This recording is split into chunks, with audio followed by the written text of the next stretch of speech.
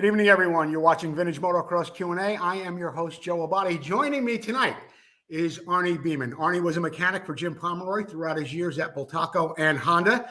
Arnie also had a lot to do with, if I'm not mistaken, he may have been the founder of the Motorcycle Mechanics Institute, which is still going strong today. And now that Arnie is retired, he is selling multi-million-dollar yachts to the rich and famous. We will be talking more about all of that with Arnie Beaman in just a moment. Stick around. We'll be right back.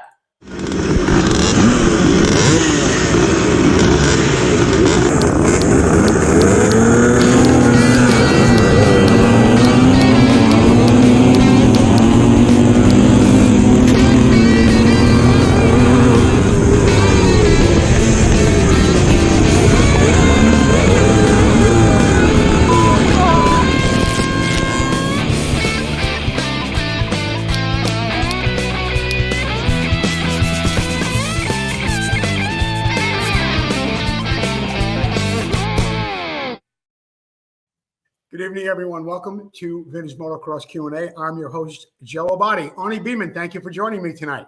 Thank you. How are you doing tonight?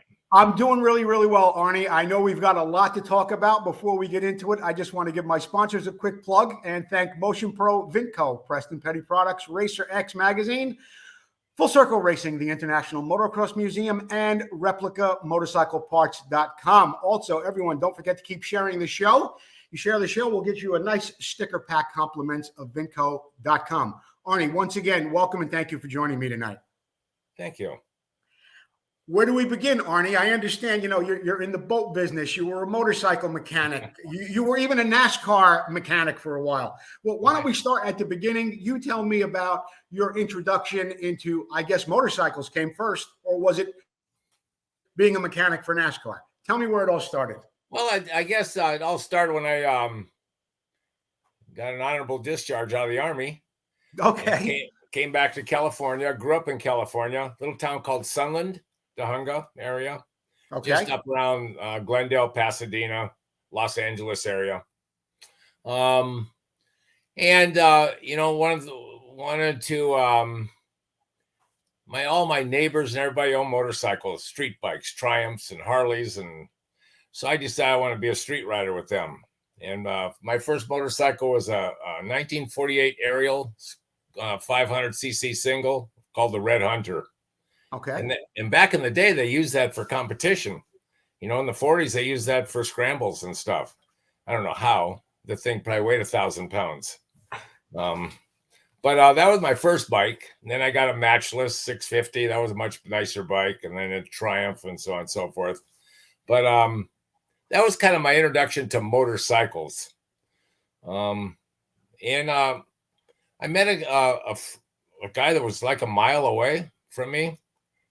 I grew up with this person before I'm going to talk about Briar. Good friend I grew up with. His name was Ellis Robertson. Okay. And we hung out a lot together. And we went to a NASCAR race together. And stand at the fence, I think we were at Riverside. No, yeah, we might have been. Maybe it was, I think it was Riverside. But anyhow, watching all the NASCAR boys, and we thought, how cool that was. And somebody came up to us and said, hey, are you guys available to come in and help one of the drivers? And we looked at it and go, what year was this? What year was this, Arnie? That was, I think 70, maybe 70, 69 or okay. 70. The driver was Frank Warren, car number 79. And we said, sure. And what we didn't realize, we were having to, in the middle of the race, which we were just awing over, we were having to put big gas cans into the, when they're in the pit stop and change tires. Back then, you had a T-wrench, to take the lug nuts off. Yeah. And you didn't have any air tools or nothing. So, at the end of the day, we enjoyed it, but it was a ton of work. We were both like filthy dirty and sweating, and we gave each other a high five and went home and talked about it, how cool that was. Yeah. About a week later, Frank called us and says, how'd you guys like to come back to Augusta, Georgia, where I'm based, and kind of help me for the tour? So I think we did that for the rest of that season. and learned a lot about NASCAR. Learned a lot about the cars and the drivers, and my biggest highlight was the pit crew gets to take the car out of the pits and go halfway around the track and line it up into its position. I got to do that. That was worth everything, driving a big, Sure. big Plymouth. So yeah, that was fun. I got to meet a lot of people, Papa Petty, the Petties, Kel Yarborough, all those guys. And the ones that impressed me was the Wood brothers, which were always known for cheating, but nobody could ever catch what they were cheating with. Always had fast cars, Now we're talking about the Woods brothers in NASCAR. Correct. Yeah. Okay, not Gene Woods in speedway racing. I don't want anybody to get that confused and call my friend Gene Woods a cheater. Well, we don't know if they're cheating. We just knew that everybody knew that their cars were faster than everybody else's. Okay. So and they all taught me what? Racing was about horsepower. They said you got the best driver in the world, but if you don't have horsepower, you're not going to win. And that always stuck with me. Yeah. So and it's true. So I understand you did have some experience with desert riding, a Yamaha, but you also got a lot of experience with tuning and with your introduction into dirt bikes from two rather famous names, E.C. Burt and Briar Holcomb. Correct. Tell me about the Briar Holcomb. I'm sorry? I learned that Briar lived about a mile away from me. Mm-hmm. And he, introduced himself when he, with us, me and Ellis Robinson. Ellis Robinson, by the way, decided to build a stock car for local track up in Saugus. And we played with that for a while. And I think that's where we met Briar later on. And I found out Briar was this factory racer for motocross. And he would, wouldn't talk a lot about it, but he was kind of a cool guy. So I got to know him. He was a mile away, and I, would go over to his house after work, and I found out his dad, being an engineer, dad was an inspector, a building inspector for the city of Los Angeles. One of the smartest men I ever met. The guy was just a genius on making stuff. And every motorcycle that Briar got, he would do some trick stuff. And I'll never forget, on a CZ, he developed a shifter that you'd only shifted down for shifting up or shifting down shift. You would just push your foot down. I thought it was the most ingenious thing I thought of. And Briar, I got into all that stuff. And then, after watching Briar race a few races, I thought, this would be fun. The other guy we met was a guy named Steve Hammer. You remember him? He the name rings a bell, but not really. AJS. Oh, okay. Factory AJS rider. And he lived a couple miles away. So between the both of them, and they knew each other, between the both of them, they kept saying, you guys got to try, dirt bike riding. What'd you say his name was, Arnie? Steve Hammer. Steve Hammer. Okay. Now, I'm thinking of Doug Grant. When you said AJS, I was thinking of Doug Grant there for a second. Yeah, this is way before I met Doug Grant. Okay. Yeah. And I didn't know what AJSs were, or, Zundaps were, or anything like that. Yeah. I knew what Triumphs were and Harley Davidsons were, So they told us we ought to get into dirt bike riding. So me and Ellis went to a local Yamaha shop and decided, let's buy something that we could go play in the dirt with. And we bought two brand new DT1s. And 250s, and we took all the lights off them and stripped them down. And Ellis, he lived on this big ranch, 40-acre ranch, so we made a little track. And Steve Hammer and Briar helped us to make the track was like probably a minute or so to get around it. And we started there. Then they talked me into going my first race, which I was scared to death of. We got there. Where was it? Do you remember where that race was, Arnie? I don't. As much as I tried to find out, I do not remember where that race was. All I remember is it seemed like there was hundreds of riders, And when I came up to the beginner 5 and under class, I looked down the line, both sides, and it seemed like there was hundreds of people on the line, Yeah. So they told me, wait for everybody to go and go. You start out last. And that's about where I finished my first race. But I just took it on for there and just went forward with it. Ended up after the Yamaha days, I bought a Bultaco. Yeah, I was going to ask you about that. I think you bought a Bultaco from Steve's Bultaco, which was, before your Pomeroy Bultaco mechanic years, but you wound up early on a Bultaco. Tell us about that. Yeah, I bought a 250 per Sang. I think I bought it because it looked so good. I didn't know if it was the right bike, but it appeared that other people were riding it. And Steve's Bultacos, says, I'll help you with parts if you're going to ride local. And I said, well, I only live about 40 minutes away from Indian Dunes. I'll go there. They got this class that's 5 under, and started there, and I did well with it. And so did Ellis. He bought one also. And we started working up to the junior class, and we were doing well. We were finishing top 5. And then there was one race that was a Grand Prix at Indian Dunes, and I entered it. It was juniors, intermediate, expert, all in one. It was on the big long track where you go across the river and back and so on and so forth. And I was running second or third. Got a great start. And Briar, it wasn't the experts, it was the juniors, intermediates. And Briar was watching. Briar walked back, and he knew this guy named EC Burt. And he had EC come out and watch me. And Briar talked him into, give me a hand. And I think I finished 3rd or 4th in that race. And then EC, he's kind of a quiet guy. And said, congratulated me, nice race and stuff, but you need to get some horsepower in that thing. And here's my card or whatever he did. And here's my phone number. You need to call me. And I did. And so...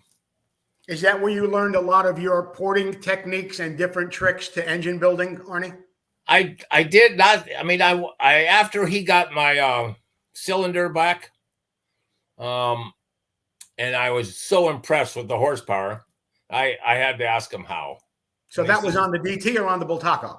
On the Bultaco. Okay. And so I kept in communication with him until I was able to go down to his shop and watch him do some porting. And I thought, well, all that makes sense, I understood how 2-stroke worked and what would bring up, high-end horsepower, low-end horsepower, and so on and so forth, carburation and header pipes. And, he had it all down. And it just seemed to make sense to me when he would tell me. It would just sink in, and I would yeah, that makes a lot of sense. And I understood it and never forgot it. Arnie, Full Circle Racing got a great special going on. If you're building a bike, don't forget, call Full Circle Racing. You get a full wheel package of $775, plus shipping and handling. Comes in black and gold and different sizes for a limited time. That is Tom McAllister at Full Circle Racing. So we're back at EC Burt. What happens after that, Arnie? I continued racing Bultaco, and Steve's Bultaco got one of the first what we called open bikes, the 360.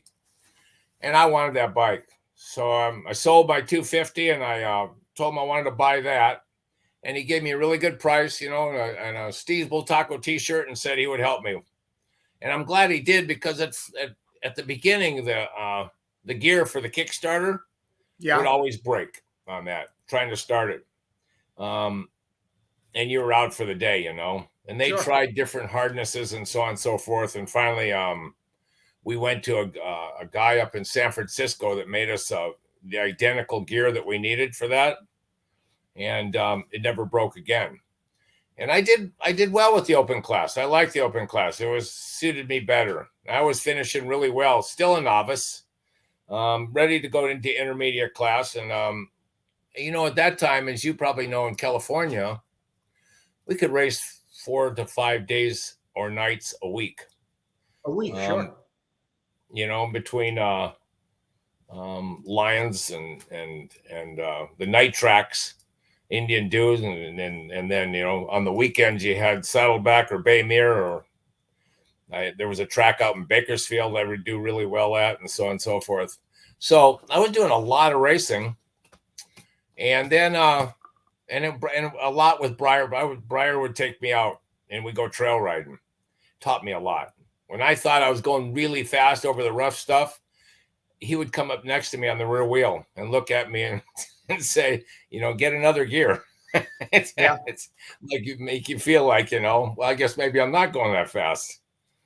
Well, it was, I guess, right about that time where you met some other guys that really changed the course of your life. Somewhere along that path on those tracks, you met Tom Rapp and Marcel Wirtz. Yeah, well, not so much Marcel. He was in Europe, but I met. Okay, so it was Tom Rapp and maybe Jim Pomeroy. Yes, yeah. Or was it not Jim Pomeroy yet? It wasn't quite. It was. I met Jim Pomeroy in 1972. Okay.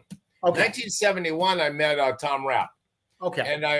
And his mechanic was named Richard Nolte, and we got really close. Even during the week, we'd hang out a lot together. So it was kind of a nice group. Briar, at that time, got a ride, at least a bike from Bultaco. So he was within that group, and it was becoming a good team. And in 72, Briar wanted to do the NRAM, and he talked Bultaco into hiring a mechanic, and Briar asked me to wrench for him, and I said, sure, I'll go on the NRAMs with you, and did. And that in 72 is where I met Jimmy, and I believe it was 2 of the NRAMs or 3 of the NRAMs. He didn't do all of them. I think he did 4 or 5 of them that year. Okay. And then had to get back. He was sponsored by University Honda Bultaco. Was that, I believe, up in Washington? Jim Pomeroy was at that time? Yeah. Okay. Terry Saxlin. And I talked to Terry not long ago. Talked to Terry a couple weeks ago, and he just knew back in 1970 when he saw Jimmy at race, he knew there was something special about him, but he was too young to race in America. So you could race. He was only 17. You could race up in Canada for 6, and he won a bunch of stuff up there. And that's when Terry, decided to sponsor him with a motorcycle, parts, probably travel money, and so on and so forth for the NRAM. Okay. But he only did 4 or 5 NRAMs. And I remember joking with him, that time he finished, he finished a couple races really well, but a couple races that he needed the horsepower, going to like Carlsbad, he only finished 9th, and he lost so much time going up the hill. A lot of people passed him. He would gain it all on the downhill, because nobody ran downhills faster than Jimmy. And so when he came in, I made the joke. I said, I'll sell you some horsepower if you want to buy it.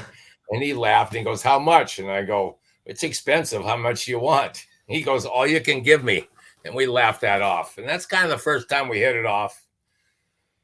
And I went with Briar through the NRAMs. Briar did good. It was a really, really hot summer. And I don't remember if you remember the photos, and we would take fire extinguishers full of water, the pit, and we would squirt the rider down when they came by. They're racing 45 minutes plus 2 in sand in over 100 degrees, like 80% humidity. Unbelievable compared to today. Yeah. So, and I met Jim again, I think in the LA Coliseum that year. Jimmy did really well there, and then came up to me, and this was no, that was still 72. We hadn't communicated yet. Then he did say he was headed back to Europe, and I wished him good luck. And this was in going to 73, where his sponsorship, Bultaco said they were going to help him. Not full sponsorship, but help him with expenses, go to Europe and get in shape, and then come back to for the nationals. And that's when he did. And, everybody knows the rest of the story. He was there 4 months and was ready to come home, and they talked him into racing the Spanish Grand Prix. And we had a long talk about this over and over. And he said it was Saddleback all over again. Blue groove, hard clay, because they had a drought there. He loved it. Everybody was staying in the berms, and he would go on the outside and flat track. He loved flat tracking. One of the things people don't know is his hero in growing up for motorcycling was, there he is. First moto. Yeah. Was a lot of people. His hero was Gene Romero, and he loved that guy. There's something. Jimmy always wanted to be a flat tracker. Did he? Yeah. So anyhow, so he left for Europe, did that whole thing. He did okay after Spain. I think I got it right here. He did he kind of backed up his win because everybody said it was a fluke. He said, we've seen DeSoto and all those guys, you don't do well here, never win, and then they never do anything again. They're Americans. He backed it up with a 2 Moto 5s and a 5 in Italy. He broke in Belgium, and then he got a 7th, the second moto. And then he went to the East countries. You have to go to 4 East countries, and it scared him. He didn't like it. People were yelling at him, and this is during the Cold War, Yeah, and we're gonna talk about that in a minute about riding in the Eastern Bloc and in Russia, and I think you wound up in jail for a couple of hours over a border problem. We're going to talk about that in a minute, but there's something right now, Arnie, that I want to set the record straight on, and I think it's very, very important. The stories kind of got turned around over the years, and I want to make it straight once and for all. The day Jim Pomeroy did win the Spanish Grand Prix. Yes. He did win. Then it turned out that they didn't give him the trophy, and Hans Maisch got the trophy. Right. But the record was straight that Jim Pomeroy was the winner that day, but did not receive the trophy. Correct. Many, many years later, in 2003, here's a picture of Jim right here. In 2003, Jim did get that trophy. And how it happened was, and I want to, if you don't mind me cutting into your interview. No, this is a good story, and it well. It is a good story. What happened was Woody Graves from Woody's GP Products and his daughter Hannah, they were big Jim Pomeroy fans. They all knew that Jim Pomeroy did not get that trophy for that day's race. What they wanted to do was, in 2003, 40 years later, get Jimmy that trophy or a copy of it. One thing led into the next, and Woody called Brad Lackey. Brad Lackey told Woody to call Raymond Beaman. Now, Raymond Beaman won the Spanish Grand Prix after Jim Pomeroy. I think it was 1977 or 78. He then got a hold of Raymond. Raymond said, I will go to the manufacturer of the trophy, who's still in business. Right. I will get the trophy reproduced, a copy of it. It turns out that when he gets there, they have the casting of the trophy from 72 to 79, and they make the trophy exact as it was in 1973. And Jim Pomeroy was awarded that trophy right there at Chehalis in 2003. That all took place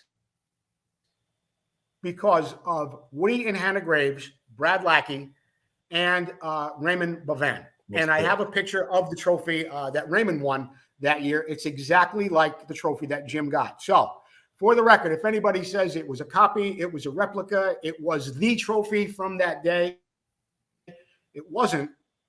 But the fact of the matter is, and the way the story really went down is, it was recast from the original founding. Raymond Beaman helped that happen, and Brad Lackey, of course, was involved, and Woody and Hannah Graves. it was really, really because of you folks that Jim really, really did get his award that he rightfully deserved that day. Correct. And I wanted to make that. There's a little more to the story. Go ahead, Arnie. If you know more about that, then go. Just because this is the time. I've been talking to Woody okay. about this, the anniversary coming up. And the Jim Pomeroy anniversary, they were going to do a big motocross event up there, and I was going to come up, and Brad was going to come up. It got postponed for a year, but in that story, Woody needed to find the trophy because the trophy was going to be put on record that it was there for the 50th anniversary. Yes, and nobody really knew exactly where the trophy was. Ron Pomeroy, said he didn't have it. And the family, started, there was a little feuding going on of who got what. Finally, I believe Ronnie found the trophy. It was still in the case, and the case was all damaged. And they sent it to Woody like that. When Woody had some pictures of it when he opened it up. Yeah, it was a lot of damage to it. So he sent it back to the manufacturer, and they redid it again and sent it back to Woody. Or at least Woody sent it to somebody that remanufactured it, and it came back beautiful again. Right. So the trophy is alive and well with Jimmy's name on it. So Arnie, tell me something. What's going on in this picture right here? Me and Rubio and Jimmy with our brand new sponsor of Pennzoil is what we're advertising there. And did now when you were not there the day Jimmy won the Spanish Grand Prix, but you were there the next year, and that was where that picture was taken? No, that was 73. Is that where that picture was taken? Yeah, I went when Jimmy came back from the break in mid-season of 73, came back to America, and that's when I was telling you earlier. He raced a couple races, Interam races, just to race back in America. He needed points for one, and I met him again because we were all on the Bultaco team. Tom Rapp, Briar, me, a guy named Earl Lyons was in charge of it, the big trailer and so on and so forth, the big truck and trailer we had. So and Jimmy's bike was in it, and he was part of Bultaco, obviously. And so after one of the races, and I don't remember if it was after I think it was after the Coliseum race. Maybe not. It was an Interam race, so it wasn't a Coliseum. Okay. He asked me to meet him. He was going back. He had to go back to Europe. He wanted me to meet him if I could meet him at Indian Dunes the following day, because he was driving his van back up to Yakima. And I said, sure, I'll meet you. And so I thought that was kind of cool. Get to meet Jimmy and sit down and talk to him, one-on-one. Sure. And I came up there. He was already sitting there in his van, got out. We walked up to a park bench. It was really hot that day, summertime, and under a tree. And we had a long talk. And he asked me about, was I joking about horsepower and this and that? And I told him what my capabilities I thought were. And I thought, I gave him my thoughts of where his motorcycles were versus the competition. And he said, well, let me tell you my story. And this is a part that a lot of people don't, maybe no one knows. He was at that time considering not going back to Europe and wanted to, pursue how bad it would make his name if he broke this contract. And I said, why would you not want to go back? And he said, Arnie, it's nothing like America. It is terrible he says, I can't get milk and I can't I can't speak any of the languages and people are always screaming and yelling at me and this and that. And I try to tell my mechanic, his name is Rubio, what I need to do. Great mechanic, but it's not like I like my bike. Yeah. And it's not progressing because I can't explain to him what is necessary. But he said, over that, he said, I don't have anybody to talk to. I don't have anybody to hang with. I'm in my hotel room by myself. Yeah. And I It's a said, lonely well, life. Sure. I said, doesn't sound very fun, but Jimmy, you're the number one rider in the United States right now. Everybody is looking at, and that's when he said, one of the reasons that keeps me going is it's not so much for me to finish. It's the image that I'm giving the young people here, like you see on the track practicing today, that they have a chance. And we do have a chance out there. I won a Grand Prix. He said, man, but the other part, he said, and Brad Lackey warned me about this. It is tough. And he said, so if I decide to go back, would you go back with me? And I said, and what would I do? What capacity would you go? Yeah. Yeah. I said, he said, well, as much as I'd like to have you my mechanic, the Spanish people are very proud, and they have Rubio. Rubio's, lives in Belgium, but he's Spanish. Right. And then they have him assigned to me, and he's very, very proud of working for me. So coming in as a mechanic, he said it would be that would be a tough one for us to get over. But what I'd like for you to do for the rest of the year is be with me and observe the rest of the year of how it goes, and try not to interfere too much. And we both laughed, He said, and then in the next season, I will alter my contracts to have you as my mechanic. And I said, that's fair. And I said, I can be a good friend. And we both laughed and said, we can have a lot of fun. And he said, by you saying yes, I'm just kind of encouraged now, this might not be a bad half of a season. So how did Rubio take it when you got there? I mean, was he warm and charming to you, or did he feel threatened? How do you think he took it? I know how he took it. I'm just asking the question to be polite for the viewers. I know he was not happy. He had a lot of questions of why I was there. Yeah. And he was spreading the word around the pits, in languages we couldn't understand about, another crazy Americans here, and we don't know why, and is wasting Bultaco's money of him just being here, and we don't understand what his capacity is, and this and that, and a lot of questions, and a lot of questions from Senior Bulto when I had to sit down and talk to him. At least he spoke English, but and I explained to Senior Bulto what I just explained to you, and I said I'm here basically to keep Jimmy racing on the Grand Prix, and I'm going to do my best for that to happen. So they said, okay, you're hired. So, but I told Rubio I wasn't going to get in his way. If he needed any help, I'm a good mechanic, let me know. But I immediately realized that they did not, they're very proud of what they have as a product, and didn't want me to interfere with. I could put a set of shocks on that, would work a lot better. I can fix that gear so it doesn't break, and so that, but Jimmy kept saying, Arnie, be easy. So I basically observed. At the end of the season, Rubio had me helping him do tires and clean the air cleaner and that, this and that.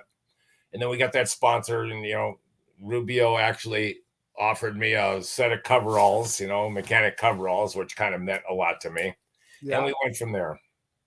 And Jimmy finished seventh. I was with him for the last 5 races. I flew into Finland. Finland's a sand track. And immediately I realized Jimmy's a complete different rider in Europe than he was in America. I've never seen him. He raced so smooth in America.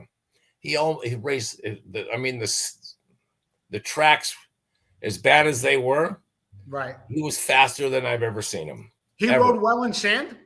Yes, he did. He did. Well, Washington State's all sand. Yeah. So,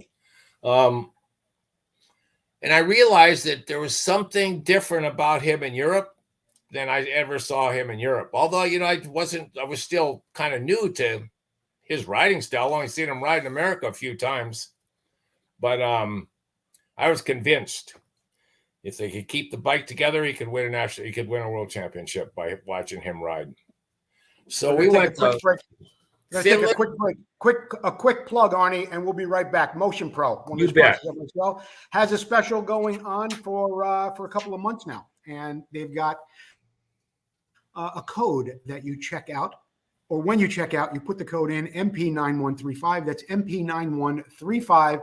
That's good for everything across the board at Motion Pro, except custom cables. And of course, our sponsor, Preston Petty. Special this week, front and rear fenders, $99.95. I think that's about $35 off the regular price. We are back with Arnie Beaman. We're talking about Jim Pomeroy's career in Europe, riding in sand in Finland, and all sorts of great stuff like that. You know what I want to talk about, Arnie? The factory at Bultaco. Now, from what I think you and I had a conversation about this once before. And when I guess all of us think about a factory where motorcycles are manufactured and put together, we picture some very sanitary, beautiful scene with lathes and mills and from what I understand, this was a Bultaco factory by day, but sheep would go through it at night to get back to the pasture. Is that true? No, during the day. They would run sheep through this. First of all the lathes and all the mills, the punch presses and so on and so forth were all in clay, dirt clay. They sat right on the clay floor? You could actually feel the ground shaking when these things were all running. And I noticed every single machinist had a vino bag hanging on there. And this engineer named Manuel, which ended up traveling with us, he spoke very good English. I liked Manuel. He didn't have a lot of the authority I hoped he would have, but good guy. He explained to me that anytime after noon or lunch, they start drinking that vino, you were not going to get any more work done. So don't even try to ask. So they gave me a way in the back of the factory.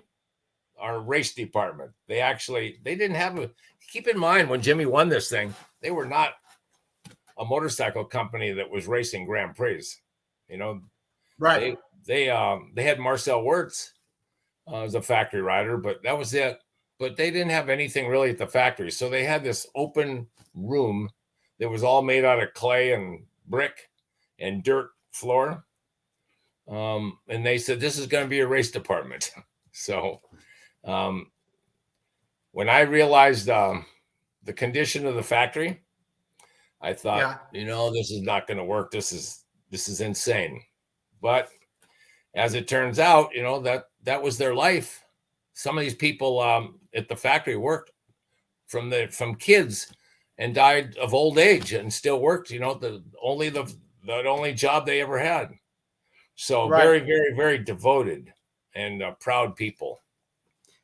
But I guess when you wanted to bring some American ingenuity to that brand, be it a stronger spoke, a better wheel, different metallurgy when it came to gears or suspension ideas, they were not very receptive, were they? No, I had a really good talk with them at the end of the season. Jimmy broke.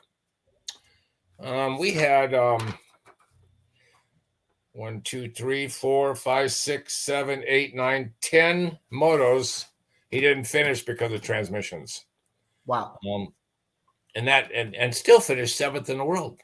I had a chart and I showed them if he would have just finished in the position he was running when the transmission broke, he'd have won the world championship, hands down. Where did you live there? Did you live near the factory in Spain? What were your living conditions? Where did you live? How long were you there? Yeah, well, they kept us in a hotel, right next to the factory. What we did was we based ourselves in Belgium, which was kind of centralized throughout the Grand Prix series. And we had a house for a while in Spa, but mostly in Verviers, where Marcel Wirtz's shop was. We lived around that area. So we would travel back and forth to Spain a lot, but we really didn't say that was home. Okay. Well, some of the other things that were going on there, when we were talking about the factory itself, I understand that there was a cement wall around the property, but they didn't use barbed wire or fence. What was their method of keeping people out?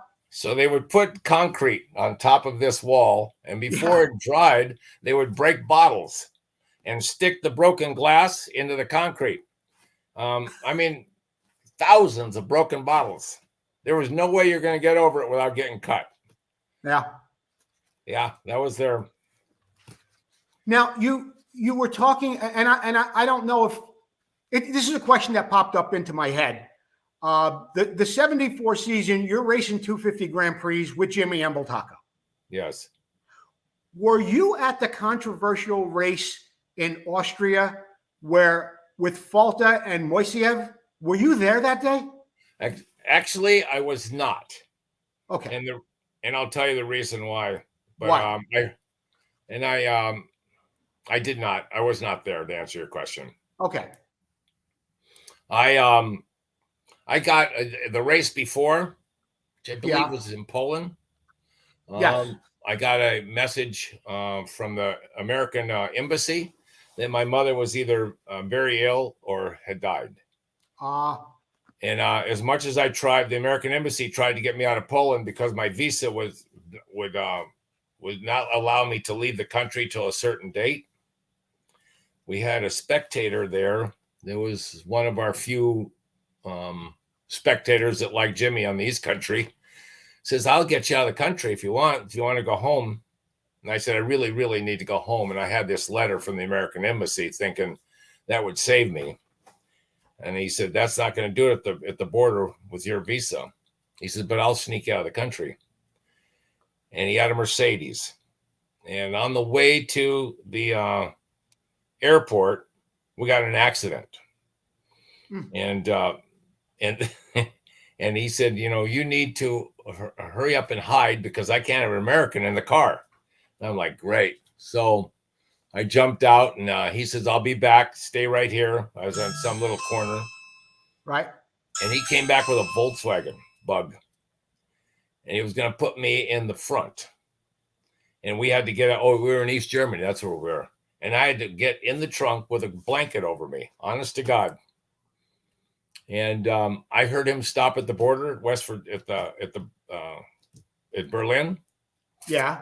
And sure enough, they spoke a bunch of German. And then I heard the engine rev and we took off. When he opened the trunk, I was at the airport. Boy, I gave him. You got that's incredible, Arnie. So when you got home, was your mother gone or was she still alive? No, she had leukemia, and they were doing blood transfusions. She was okay, and we got a great talk, Oh, so you did get to see her. She wasn't dead when you got. Okay. Yeah, good. I spent a week with her, and in fact, to my surprise, this kind of guy Jimmy is, he flew home to see her. Really? Yeah, he flew her to California. Didn't even go to Washington. Flew home, and he walked into the hospital and said, "I'm the guy that he's talking a lot about." And she gave him a big hug and so on and so forth. It brought tears to my eyes. Yeah. So he stayed with us 3 days, and then we flew back together. And he said, "You're gonna have a little problem getting back in because you didn't check out." Yeah. But we have the FIM working on it, and the FIM back then was very strong mafia type organization, and there wasn't a lot they couldn't get done. Now, did you have a problem also at the Russian border? Yes. On a separate incident where you wound up in jail for a few hours? Not jail, but it was a room that I called jail. Oh, okay. Is that same incident? This was the next race when we got back, went to Russia. And at the border, here's the issue. We had, during the Cold War, we had the Carney Passage, which is the paperwork on the motorcycles, showed there were Spanish bikes. Right. The van we were running was a Mercedes licensed in Belgium. and Okay. Rubio was with us, and our 3 passports was 2 American and 1 Spanish passport, which confused them anyhow. They didn't like the American passports, so they decided to look all through our truck for everything. Everybody else got through within 30 minutes, all the other teams. And we were there for 4.5 hours. And if they found a Time magazine on our dash, Yes. you can't bring any Western literature into the country. Wow. So they had me. They're going to strip the van completely, looking for whatever, and put me in a room and locked it. And the reason I called it jail is because it had bars on a window. So I sat there for 2.5 hours by myself, not knowing what's going to go on. And sure enough, Manuel, the other Spanish, called somebody, which called the FIM, which sure enough, it like you see in the movies, it's 2 guys with their hats and their black sunglasses and their long black coats came into my room, and they gave me the signal to follow me. They put me in the van, and they said, "You have to follow us. You can't go. You do not veer off, or we're going to get you to the hotel." And they took us through all the backcountry roads for whatever reason and put us in the hotel. Yeah. And then told us we couldn't leave the room. That night, Jimmy's in the room with me. And I don't remember where Rubio was. He might have been in the room. Jimmy just looks down and sees all these disco lights. Remember the disco balls with the mirrors? Sure. And they're making it and coming through the door across the street. You can see all the music, hear all the music, and see all the lights. Jimmy says, "Let's just go for a drink." And I said, "We're not allowed." He goes, "It's only across the street." So sure enough, we go over there, and the bartender spoke English. And we told him who we were and what we were doing. And I mean, now, what country are you in at this point, Arnie? Russia. You're in Russia. Yeah. Okay. This is right before the Russian Grand Prix. It was on Friday before the Saturday practice. Okay. And qualifying. So all of a sudden, Jimmy feels something nudging his shoulder, and he looked around. They don't have police; it's all military. And this guy's holding this machine gun, and he looks at Jimmy and goes, "Passport." And my heart went in my mouth. Yeah. And I thought, here we go. And then the bartenders started yelling, and they started yelling at each other, this military guy and the bartender. Later on, we found out the bartender was saying they got lost and didn't know where their hotel was. Well, it was right across the street. So as it turns out, the bartender says, if you'll give him, you couldn't have any Western money in there. Give him so many, forgot what it was. It equaled maybe $60. And they would rubles. Escort you back to the hotel, and they did. That was our experience in Russia, and that's the reason I thought Jimmy was right. This place is not good. and as they say, Nastrovia. Exactly. Yeah. And we didn't have a lot of good fans out of the 250,000 people that were there. I understand that, and this involves the Russian too. This involves, of course, the late, great Gennady Moiseev. I understand at the French GP, you guys had a van that you brought from America, and Pomeroy and Gennady Moiseev went missing for a few hours from the French GP. And this, again, did not go over well with the Russians. Or the FIM. FIM. Tell us what happened, Ronnie. Moiseev and Jimmy kind of hit it off during the races. And even though that, as you probably know and have heard, the East Country teams would have to pit somewhere completely different than the Western teams. They'd be sometimes a quarter mile away. But Jimmy, being a Jimmy, would always walk down there and check out the pits, and they would ask him to leave, and he would speak to Moiseev. Moiseev couldn't speak a lot of English, and they would laugh about something. And then they got really mad when Jimmy sat on Moiseev's bike in the pits, and bounced on the suspension. Typical Jimmy. Yeah. And they screamed to get him out. So he did. He left. So after the day of practice, Jimmy says, I'm going to take the van. I'll be back a little bit. I said, fine. We're at the hotel, so I didn't care. I watched him drive to the Russian pits where nobody was there but the two riders. Moiseyev jumped in the front seat and they took off. And Rubio thought they're going to jail. Not jail, he'll go to prison for sure. Yeah, both of them. Rubio was like, I got to call the factory, I said, just let's see what happens. I mean, Jimmy, he'll talk his way out of anything. They were gone for over 3 hours, and the Russian people were having a fit. They were ringing. This is in France. Yeah, they were good friends. They were in France. I'm saying this is at the French GP. Yes, they went in town, and Moiseyev wanted to have blue jeans. They bought blue jeans. He bought them like Western shirts. He looked like a cowboy with a cowboy hat. They bought all this stuff, cowboy boots. They were having a good time. When he got back, he looked like something out of a Western movie. But the jeans were brand new, dark blue. They hadn't faded yet or nothing. Yeah, it was funny, and a communist cowboy. They screamed. They had military, police, and all kinds of official people. The FIM people were there, and I said, "Hey, don't look at me. Talk to them. He's talk to Jimmy, not me." Yeah. And Jimmy says, I apologize. I didn't realize it was such a big deal, which we laughed about.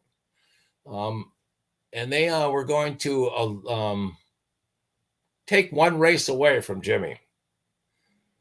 And I said, well, take Russia away. Take the first moto away, because, we broke.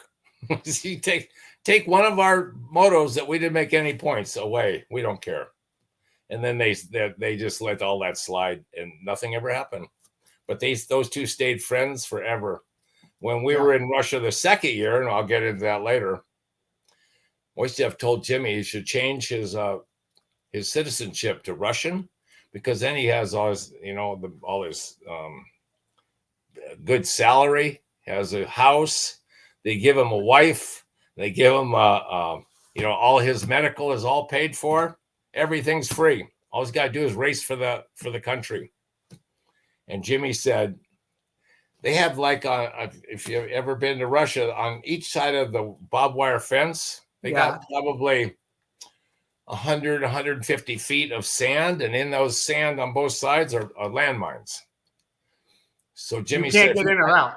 If you cut one of these trees down and split it, lay it on that fence, talking to Moiseyev, and got your bike and ran up that as a ramp, you could jump over both of those and be in the West Country on your bike and just keep going. And then Moiseyev, was taking it serious, and he goes, "No, don't do that." So they became really good friends. We mentioned Jimmy finishing 7th in the world. It was 1975. You had your hands on the bike, full time at that point. What were some of the things that you changed on that bike, Arnie, to make it more reliable at that point? Because we're talking about Pomeroy finishing 7th that year, behind such great riders as Hacken Anderson, Harry Everts, and Willie Bauer. Yeah. So what were you doing with the bike at that point?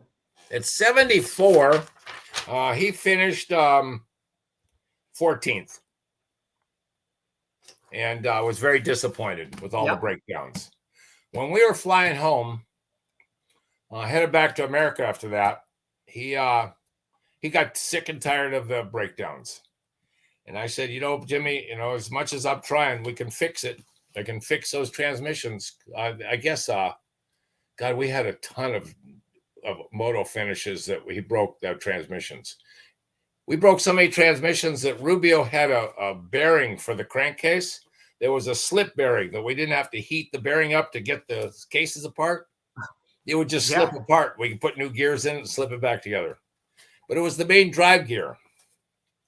So in 75, On the way home in 74, he wouldn't shut up for 12 hours in the airplane about how we're going to win the world championship the following year. Jimmy? Yeah.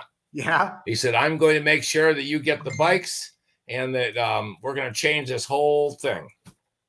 And my dad's going to help me. Well, when Don gets involved, he ruled the roost, Don Pomeroy. Yeah. So that year, Jimmy decided we talked about Jimmy's conditioning. I said, there's times when I can show you on my lap charts that you fade in times. In the last 16 minutes, 17 minutes of the race, you fade. 45 minutes back then, it was tough. Yeah. And I said, I know you're training, and I know we drop you off in the van and go up 2 miles on the road, and we wait for you, and you got to jog the whole way, but that's not enough. You need a professional trainer. And I lived in Mammoth Mountain for a while, and met a gentleman called Mr. McCoy. Dave McCoy, I think it is. Yep, and he was the CEO and founder of Mammoth Mountain Skiing. Mm-hmm. And it put a lot of world champion skiers up on the podium.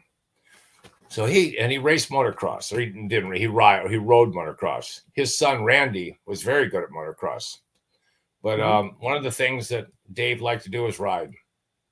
And I said, I'd like to call him, and we could go to Mammoth for the off season, and he'll get you in shape. And we did. And I remember he made Jimmy break snow on trail that was up to his waist for a mile or two. Ride bicycles up from 7,000 feet to 13,000 feet uphill at these roads. Run with the skiers and a lot of weight training. At the end of that year, going into the 75 season, I'd never seen him in that good a shape. Yeah. Ever. So I left for Spain early. I wanted to build 2 bikes, and he was promising me that I would have full control of the bikes. And here's something nobody knows. I brought a bunch of gears with me. Now's the time. Yep. Yeah. I brought a bunch of gears with me, shock absorbers. I had a thing where Simon's Forks was sending me over a bunch of stuff. Daryl Pisani was sending me over pipes. But the big thing I had was the main drive gear for the Bultaco and the feeder gear for it. So the 2 gears that always broke. So At this time when I got there, the race department looked pretty good. They had benches, they had shelves, they had parts in the shelves for me, bare frames. And I met this old gentleman, the first time I met him, that did the cylinders for race bikes. Guy had to be 80 back then. And he had in front of him, I bet 300 different files, hand files. And he would take the sleeves out, and he would do some really cool stuff that I've never seen before, but made a lot of sense on getting horsepower. Instead of a transfer port, 2 transfer ports like Bultaco had, he would have a Venturi there, a tapered Venturi into the transfer port. And drill holes instead of a lot of 2 big holes, 2 big ports. Ports. Yeah. He would have a variety of holes, maybe 16 different holes there, which would cause a lot of as you know how a Venturi works. That causes turbulence. Low pressure but high velocity. Yeah. And he told me to try those cylinders. He did those cylinders for me, knowing that we were coming into the 75 season. He had over 200 hours in each cylinder, they tell me, with his files, little files that he would do it with. And then he would put these sleeves back into the cylinders. Yeah. And we were going to go with that. I built the bikes all the way up to the fact that I had the gears all in. I had the Fox shocks on the back that Jimmy wanted. I was waiting for the forks, but I did have Bilstein's forks that they wanted. This Spain said we could try. And the bikes were beautiful. Bilstein forks or Bilstein shocks? Bilstein shocks. They also built us some forks. Okay. Inners. So right at the time that I was 2/3 done with those bikes, way ahead of schedule, this guy comes in and introduces him. Manuel comes in with this guy that has long hair on his shoulders, and Rubio's following him. Rubio was supposed to be out of the picture. I was building these bikes. They were mine. Yeah. This guy was introduced as the new team manager. He's an American. His name is Andy. God, I can't remember his last name. Andy. Oh. And he was an American? Yeah, he lived in Tennessee on a mountain. Very different guy. And he said he's been hired to take us to the championships this year as a team manager. And I said, okay. And he said, and his first rule that he would like to introduce you to is Rubio is again in charge of the bikes. And I'm like, okay. I said, does Jimmy know this? And he says, no. But really, under Jimmy's contract, the motorcycle mechanic parts are not part of Jimmy's contract. And I said, what's my position? You will follow Rubio's lead. So I walked out of the building and I walked out. I made a long distance call to Jimmy. He didn't answer. I couldn't get a hold of him.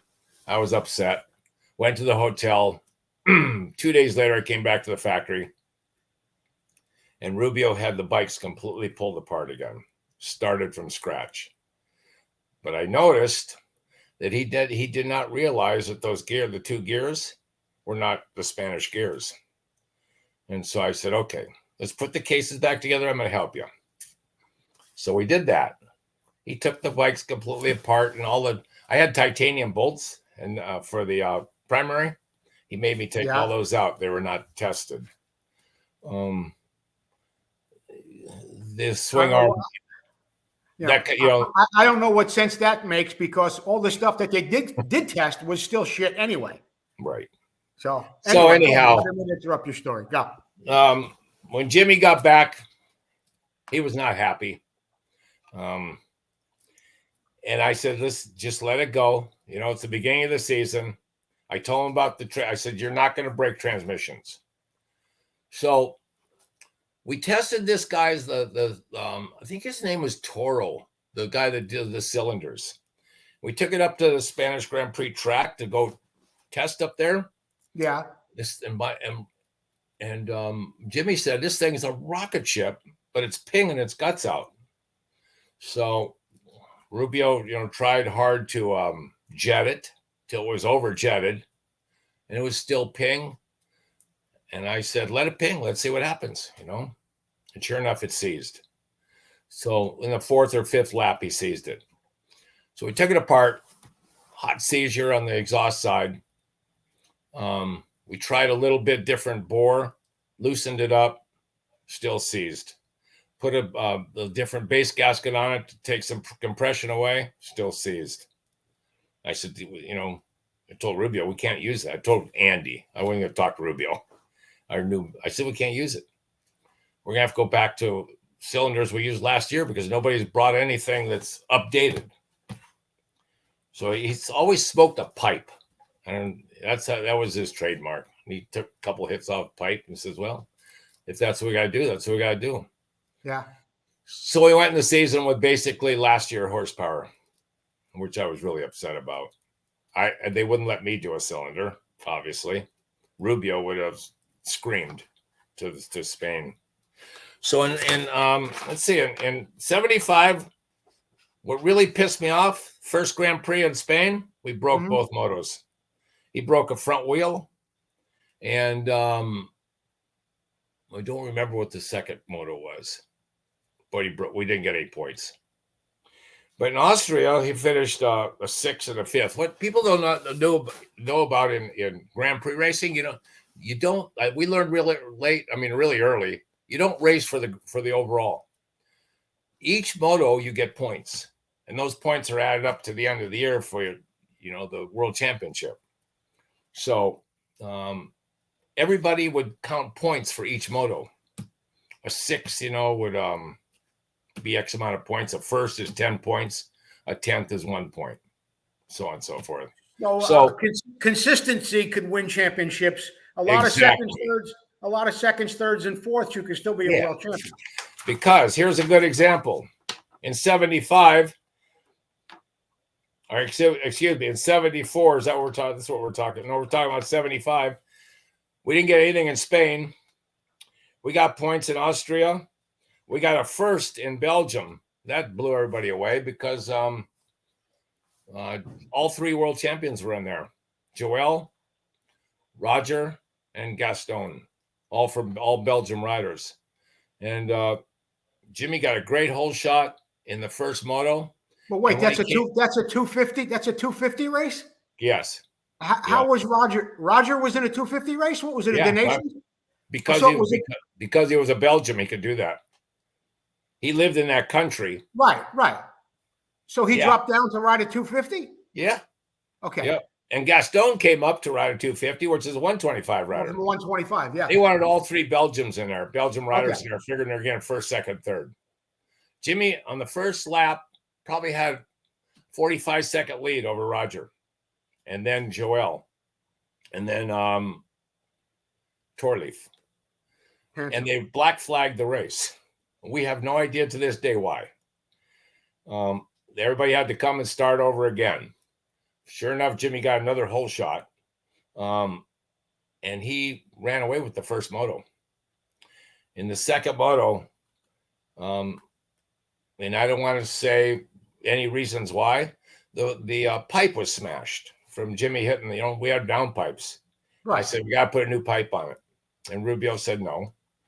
And I said, why? And he said, well, we don't know if the other pipe's going to break. We know this one took a damage and it didn't break.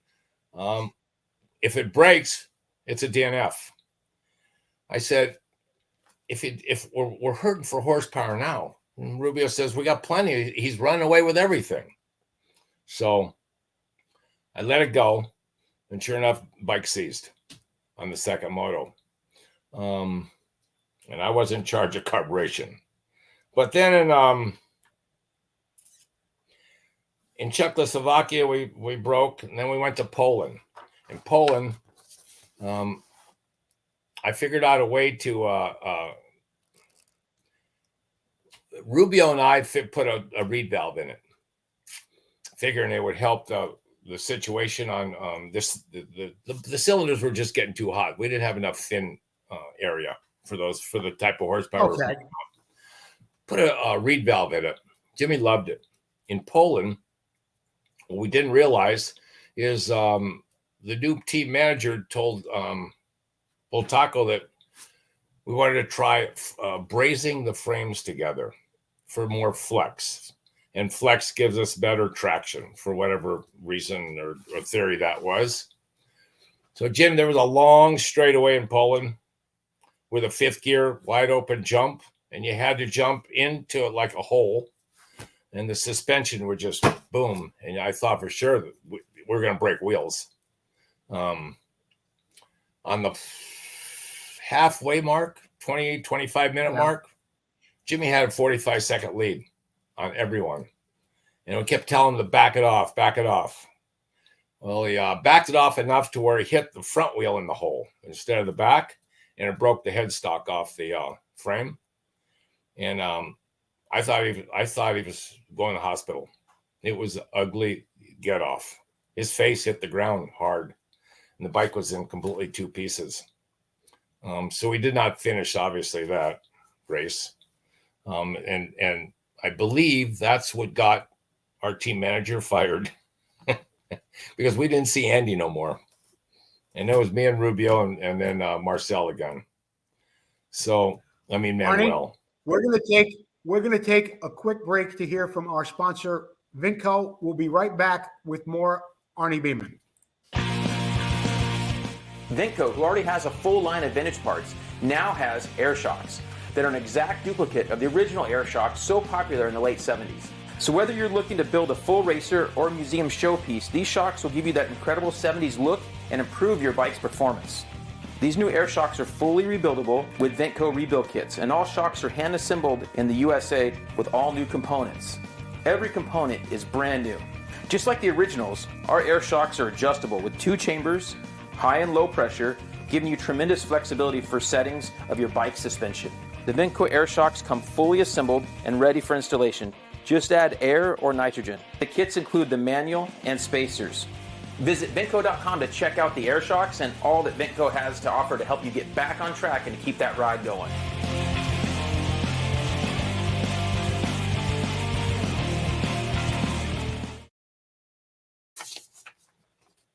We're back with Arnie Beaman. We're talking about Jim Pomeroy's career. We're around 1976. We're talking about a lot of different things here. Arnie, let's move on for a minute. Were there some bikes being built from Bultaco for the Trans Am too? They were sending some bikes to America? I'm sorry, you broke up. I lost you. Were there some bikes being built by Bultaco at the time at the factory that they were going to send to America for Jim to ride the Trans Am?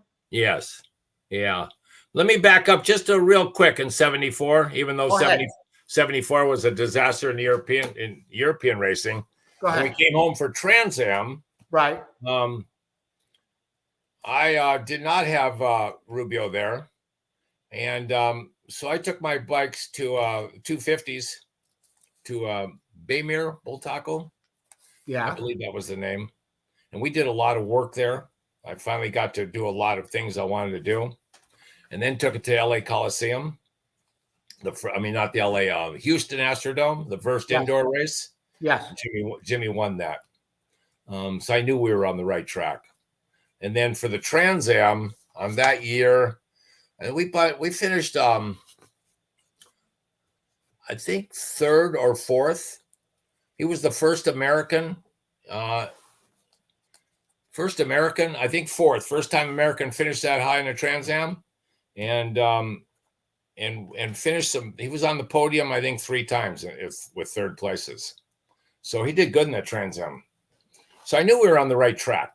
And then we went into the 75 and 76 season. And your question, I think, was yes, Bultaco sent me over 2 bikes for the Trans Am. They were 400s. Remember the 400 that came out? I don't know if forward kickstart. Yeah. So yeah. But how did that work out? And I understand they sent you. I understand they sent Rubio to America with the bikes.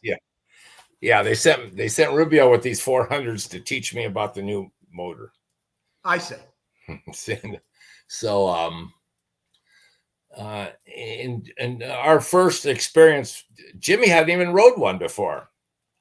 So we went to a track at Texas, hard track in Texas. Steve Stackable was a good friend of ours, and we stayed at his house out there, did some training.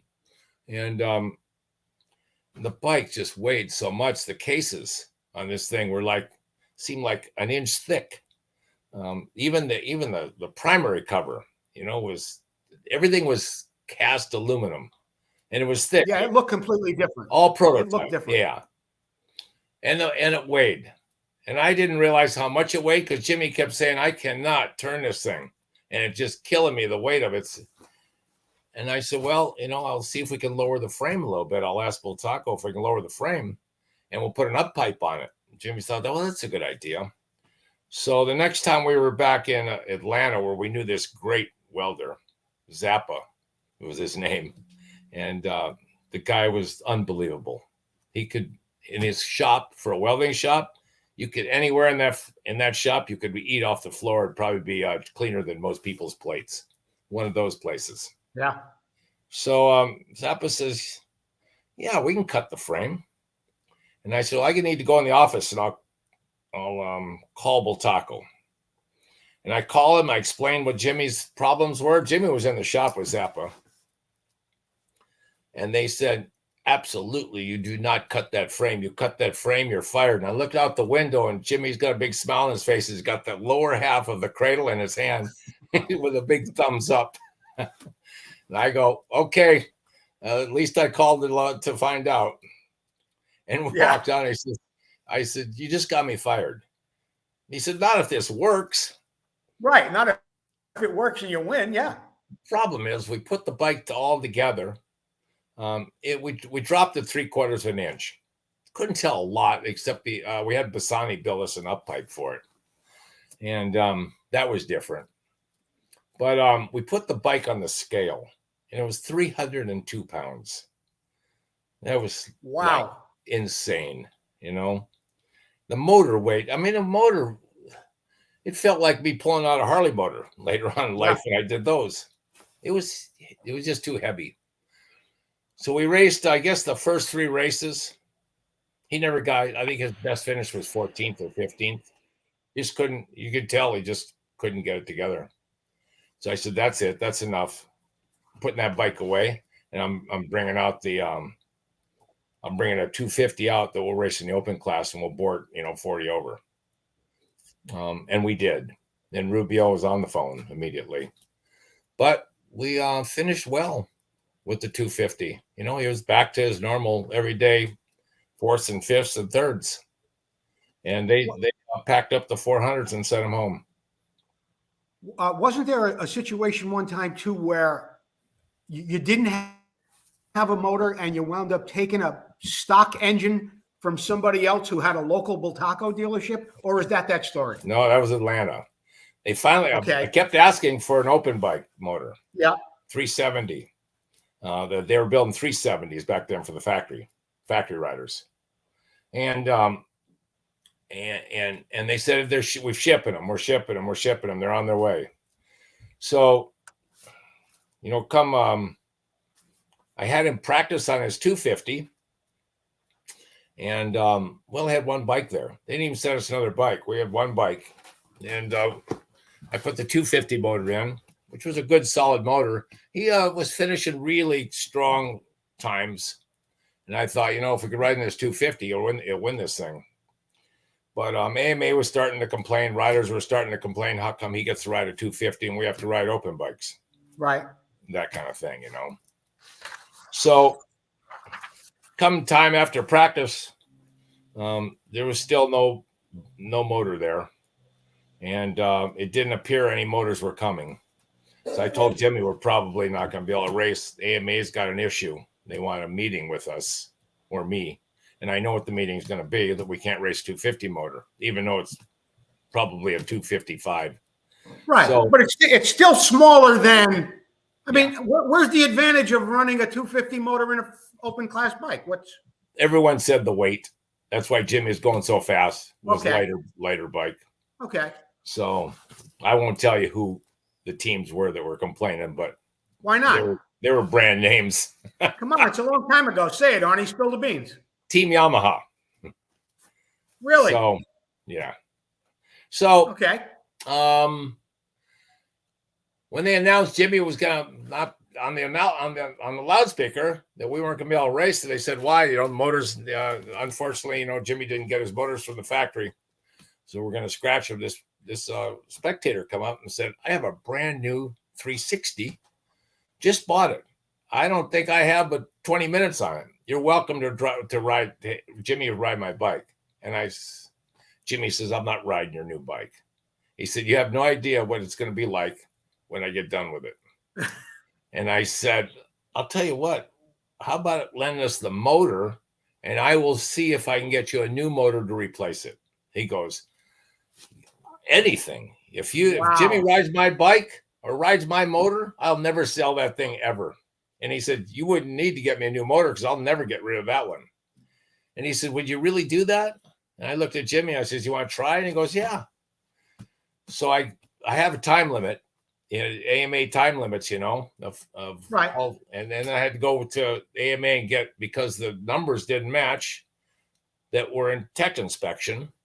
You have to match the numbers on the frame of the motors and so on and so forth. And that didn't work. Right. But they did a vote on it. And whoever the teams were that they were complaining said, "Yeah, let him race it." Stock Bultaco motor.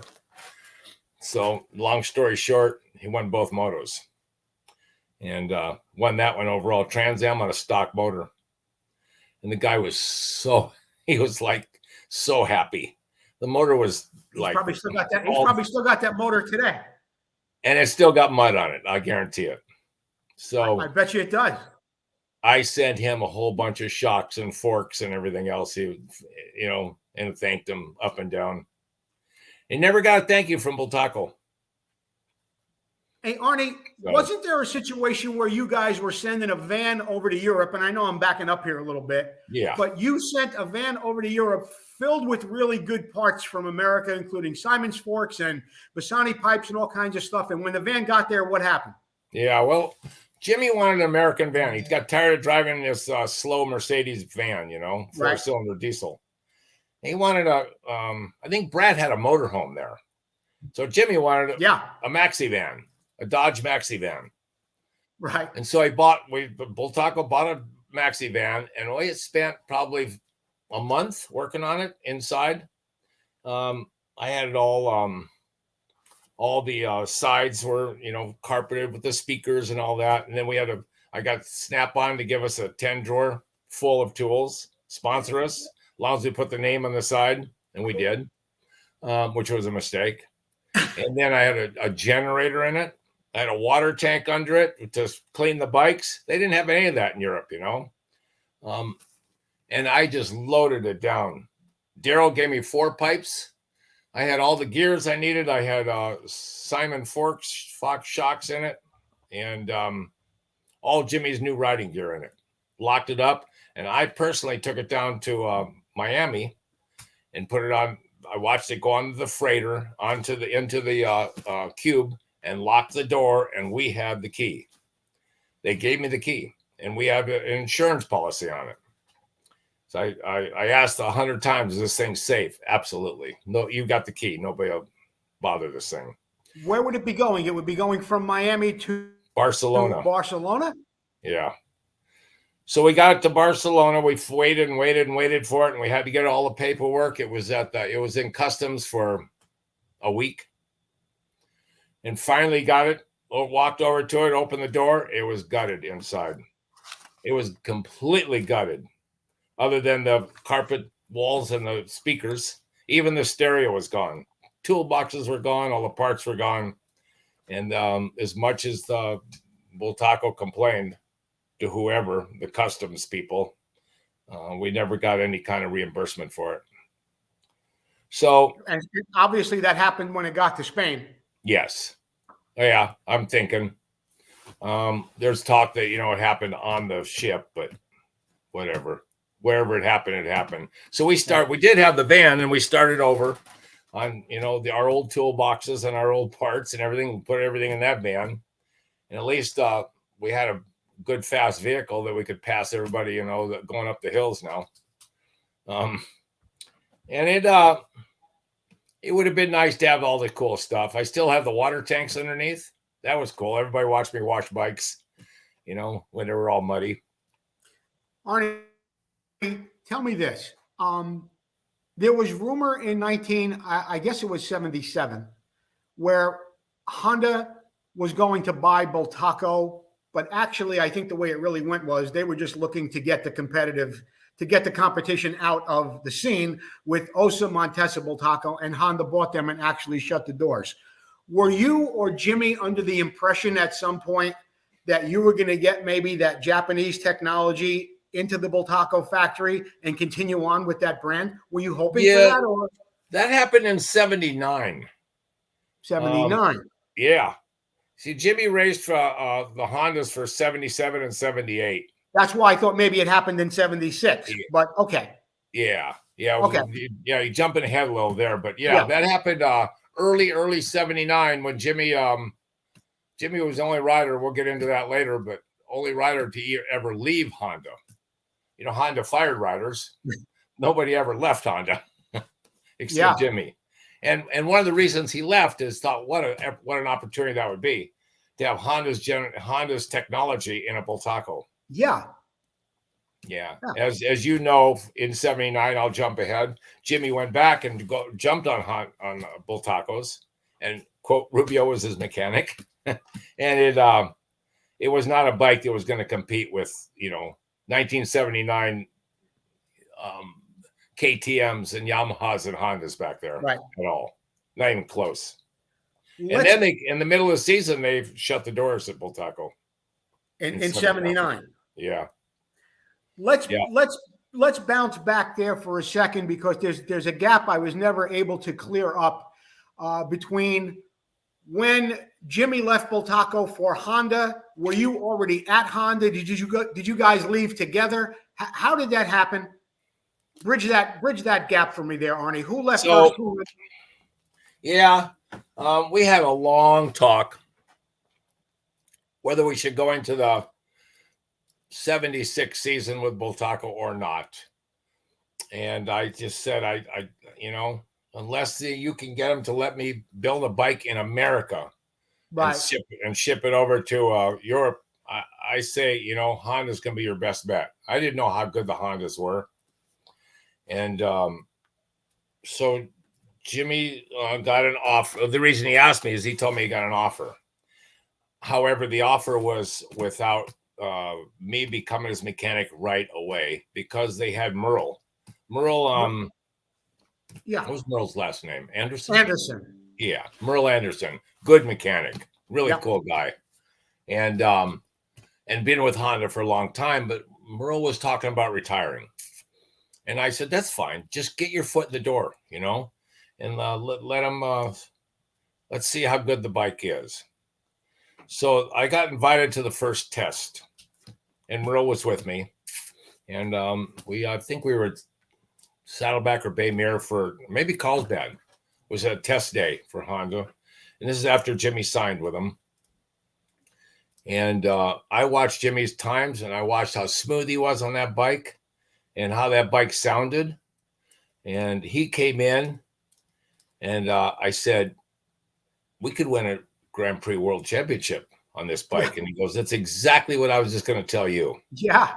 So I said, go ahead and sign it. And when you get me in, you get me in. But right now you got a great mechanic. You got a great bike. You're going to do really well in this thing. So I went back to Mammoth and helped Dave McCoy. And I was managing actually a Honda dealership, helping them in the service department, helping these kids that were coming up in the motocross world, Dave McCoy was helping. He let me work in his garage on Honda. Actually sent me 2 stock bikes to play with. So Merle worked with Jimmy. Jimmy was doing really well, but his contract said the reason that they hired him was to beat Hannah. Yeah. Marty wasn't quite doing it, although Marty was their pride and joy. And, and nothing against Marty. The kid was unbelievable on a Honda, especially the 125s. But, they wanted they wanted somebody to beat up on, or at least compete with Hannah. And they thought Jimmy was the answer. Unfortunately, in the 250 and the indoor races, Jimmy got 11 seconds behind Hannah's 21 firsts in motos that year. And in Merle's last race was the 500 Grand Prix in Carlsbad. Jimmy won the first moto. Yes, he did. And that motorcycle and Roger, I talked to Roger after that race, after both motos. Jimmy won the first moto with Roger on him within 2 or 3 seconds behind him. I was able to give the chalkboard. And I just said, +2, +2, +3, +1, +2. And he knew he was there the whole 45 minutes. But after the race, Roger announced to me and a bunch of other people, he said, there's probably 4 people in the world that can race that 500, that CR 500 to its full potential. And one of them just beat me. So I thought, wow, maybe they'll send us to do the 500cc World Championship, but they had Brad at the same time. And Brad was going back to Europe. Yep. So I said, well, Merle said, you're on. I'm handing you the reins after this. You're going to be called by Honda. And they did. And I come back and introduced everybody. And I thought, one of the coolest people I ever met was John R. Yeah. The guy was like, put me under his wing and, showed me around and very calm guy, as you know. You just had an interview with him. I never did an interview with John Arnie. Oh, okay. He did an interview, No. and the guy he's amazing. Yes, he is. He's everything I wanted to be, you know. So, so I got on the team, and we did really well.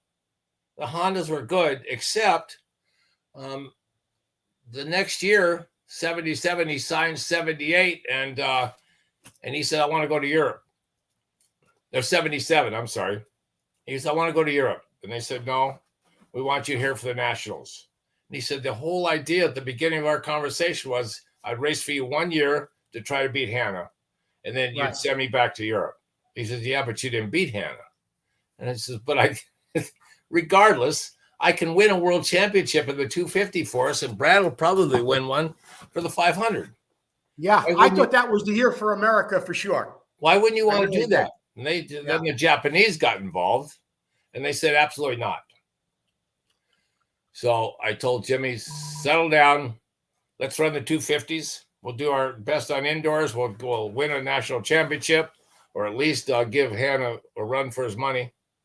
And we'll try to negotiate through there.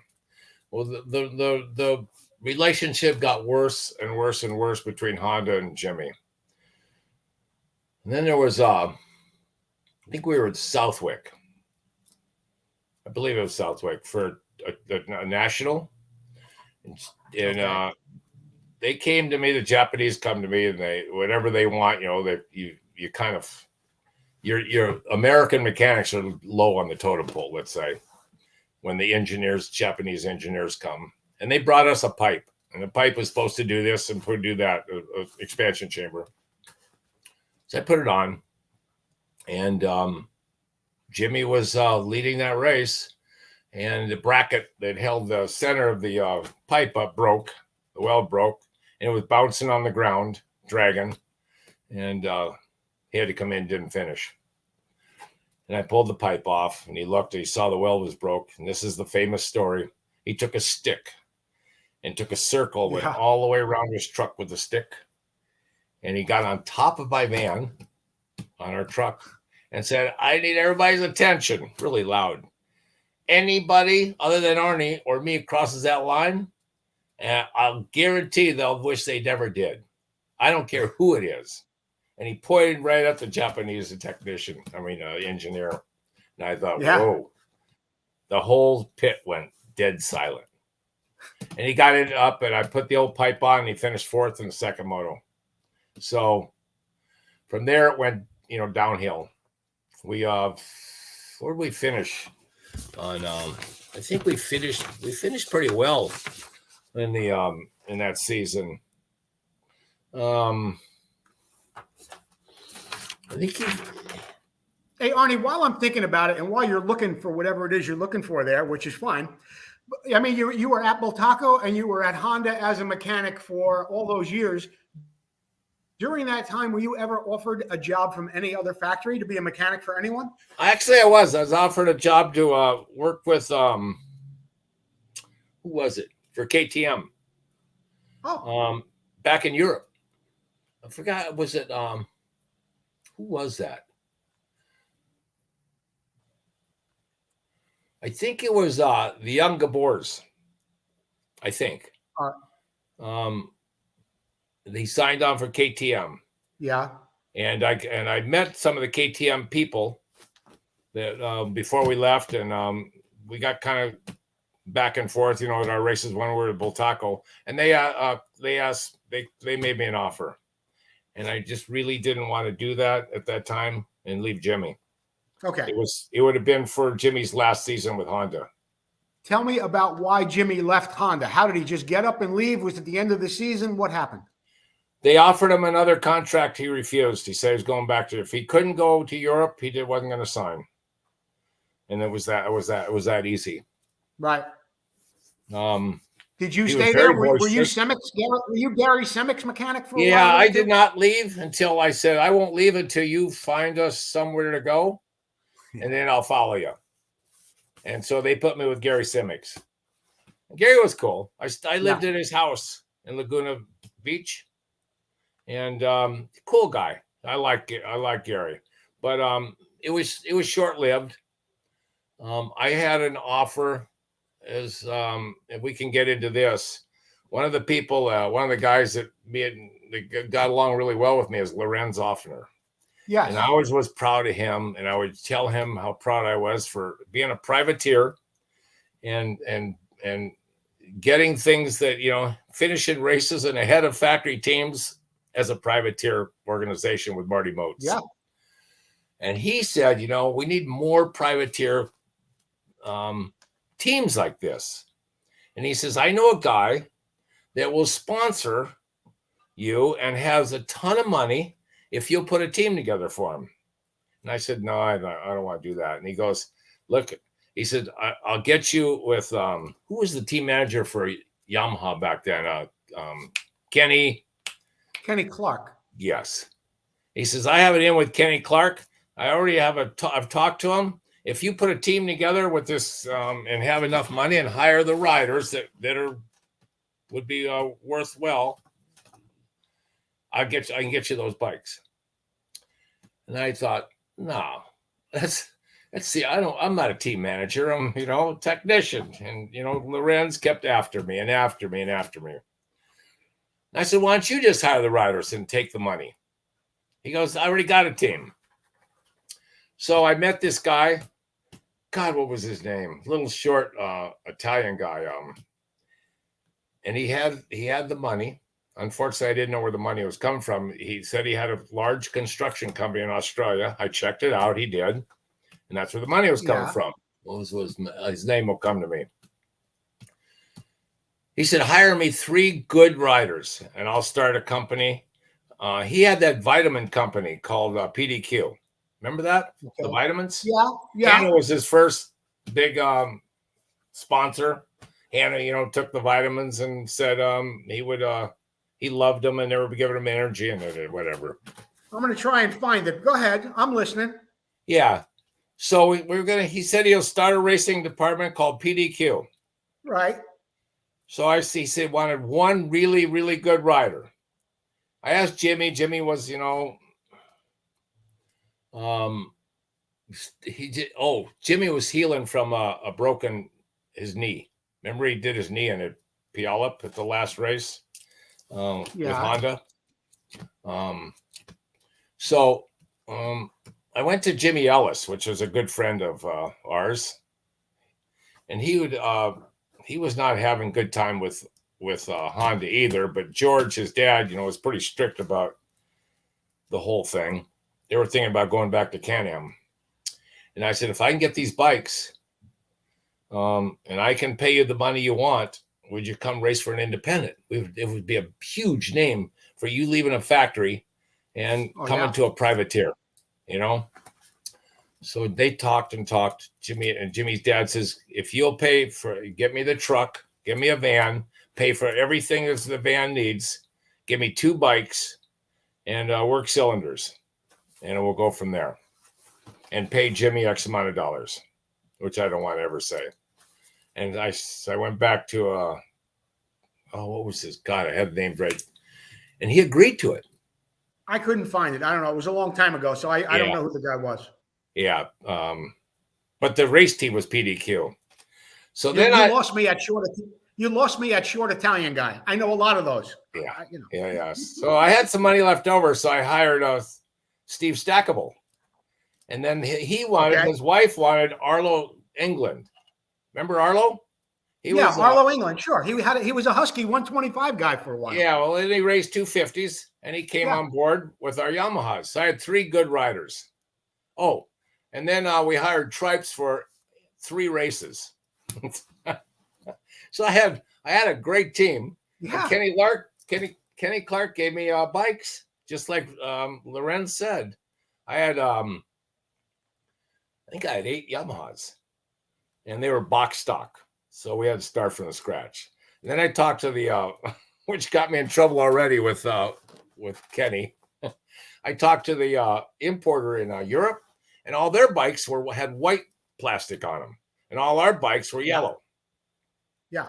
And I said, I'll tell you what, I'll trade you 8 bikes worth of yellow, brand new, if you'll give me 8 bikes worth of white.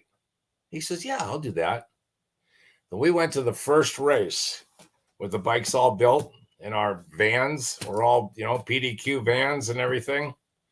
And we rolled off these white bikes, and Kenny Clark had a fit. He says, you're going to get fired after your first race. And I said, we're an independent team. You can't fire me, But, and Ellis was, he was winning that indoor race. I think it was LA Coliseum on our bike, and he broke a frame. Box stock Yamaha frame. Yeah. And then we found out later on, as the team started, we never got on a podium in the first 6 races, I think. Still waiting for factory cylinders. I was doing as much as I could for porting for at least Ellis. We found out that this money was all illegal. It was drug money. Yeah. And all of a sudden, the FBI came into my office, and they wanted to handcuff me and get all my paperwork and stuff. And I just, whoa, So I told them, I'm running a race team here. And they looked at this one paper, and it said Jimmy Ellis, and it had a money figure next to it. It was payday, Steve Stackable had money. They looked like, these are your guys that you're getting drugs to, and this is the money they're giving you? I go, no, these are racing guys for motocross. And, As it turns out, he went to prison, and the riders got all the trucks and all the tools and all the bikes, and I folded the company. How long did that last, Arnie? A season? Yes, 1 season. PDQ. Yeah. My design was a tornado. So that's when I was unemployed, and somebody said there was a motorcycle mechanics school somebody was trying to build. Yeah, tell me about that, because that actually is my next question. When I said in the opening of the show that you were the founder of the Motorcycle Mechanic Institute, I wasn't sure if that was really correct. But, I get on camera, I start to yammer, and I'll say just about anything. But were you the founder? No, I was not the founder, but I was he made me director of training. Okay. Really, really intelligent guy, John White. His name for fame was he was a computer wizard, a genius. He truly was. And so when he went to college, and he was basically teaching all the professors how to program, IBM realized, what he was and who he was, and said, they're going to pay for all his college. And all he had to do was and start him out with this huge salary. And all he had to do was sign the paper saying he would come to IBM. And he said, sure. Well, he never signed the papers. And he graduated, with all the bells and whistles. So he decided, I want to do something different. I want to start a business. And there's a motorcycle mechanic school in Phoenix. And I heard you were, somebody gave him my name and my whole career, said, I need a name like you have to draw in people, somebody that all the motorcycle people that know, like Arnie Beaman and Jim Pomeroy and da-da-da. So I said, well, I was unemployed at the time. I was trying to halfway retire. I said, I'll go check it out. So I drove to Phoenix, Arizona from LA. And it was, he met me. He took me to this little rundown gas station. In the back, they had like 2 or 3 old 350 Honda motors, and a bunch of articles and these old books that were all greasy. And that was the concept of they had four students. And I looked at him, I said, you're kidding, right? He goes, well, we'll make it better. And I said, I'm going to tell you right now, do not buy this school. This is insane. I said, I know you're a really nice guy, I can tell, but I'm not going to put my name on something like this. I'm sorry. And I got back in my truck and left. The next morning, he calls me. He says, good news and bad news. And I go, what? He goes, I bought the school. And I said, that's good news. He goes, no, that's the bad news. The good news is you're director of training. And I said, I'm not going to do that school. He goes, nope, we're not doing that school. I closed that place. I'll close that place down today. I leased this 500,000 square foot building. Huge. 500,000 square feet? 100,000, excuse me. Oh, okay. 100,000 square foot building. Okay. And we're going to build from there. And I want you to come up and design all the classrooms and this and that, what we're going to do. And I'll pay you an X amount of dollars. So I went and I looked at it. I was impressed. I saw what he wanted to do. And he said, all I want you to do is make it the number one motorcycle mechanic school in the world. He said, since nobody has a motorcycle mechanic school other than AMI. He said, there's nobody training these kids on how to work on motorcycles, which is going to end up to be a liability issue someday. The factories are going to realize that. So we did. I did. And we built it, and we hired some really cool instructors. I got my big name for fame is I got the school accredited to where they could get all the student loans and government loans and all that.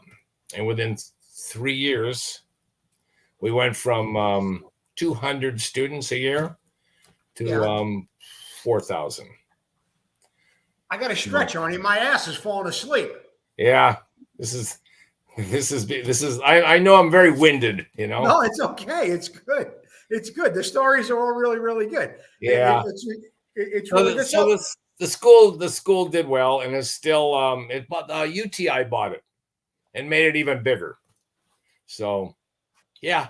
So what brands did you teach the students to be mechanics at? Harley Davidson was our first sponsor that actually sent down motorcycles for us to use as teaching aids. Yeah. And then I got into a good conversation with the owner and said, I still have a lot of connections with all the factories in America.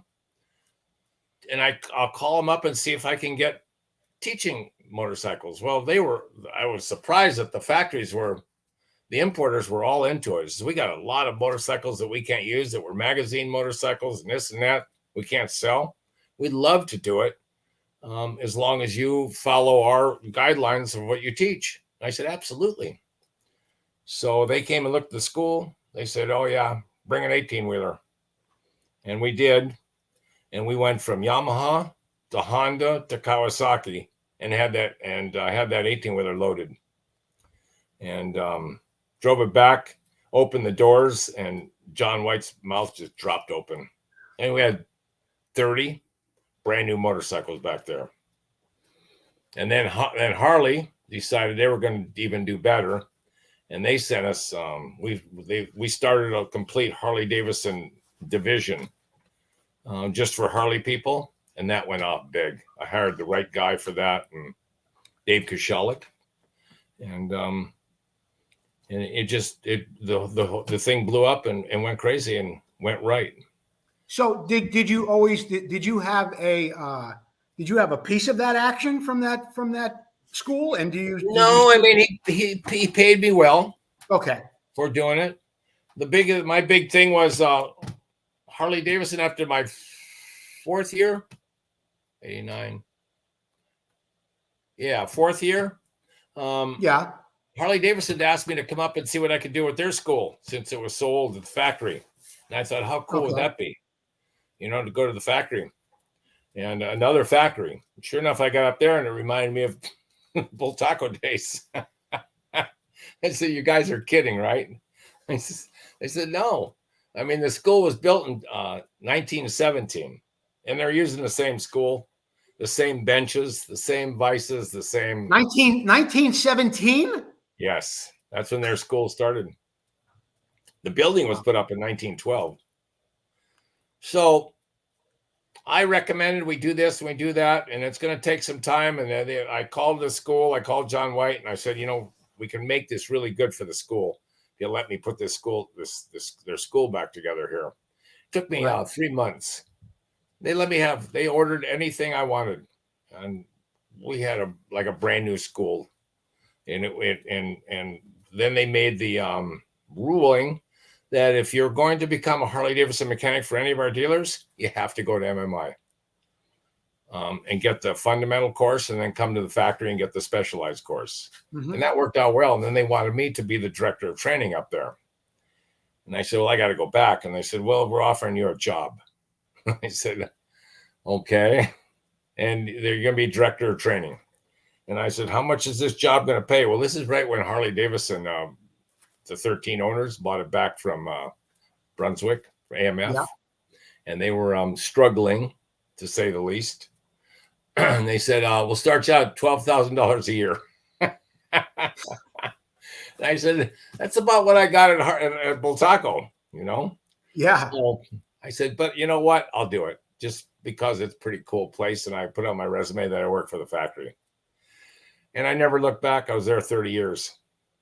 I hope you got a raise in those 30 years. Yeah, definitely. They did me well. And I got a good pension and retirement, which I'm living on now. But it was a good one of my sponsors, Arnie, is really great. ReplicaMotorcycleParts.com. They're making a lot of different parts for Hondas, Yamahas, Suzukis. It's all 3D printed, but they're using some very, very special materials these days.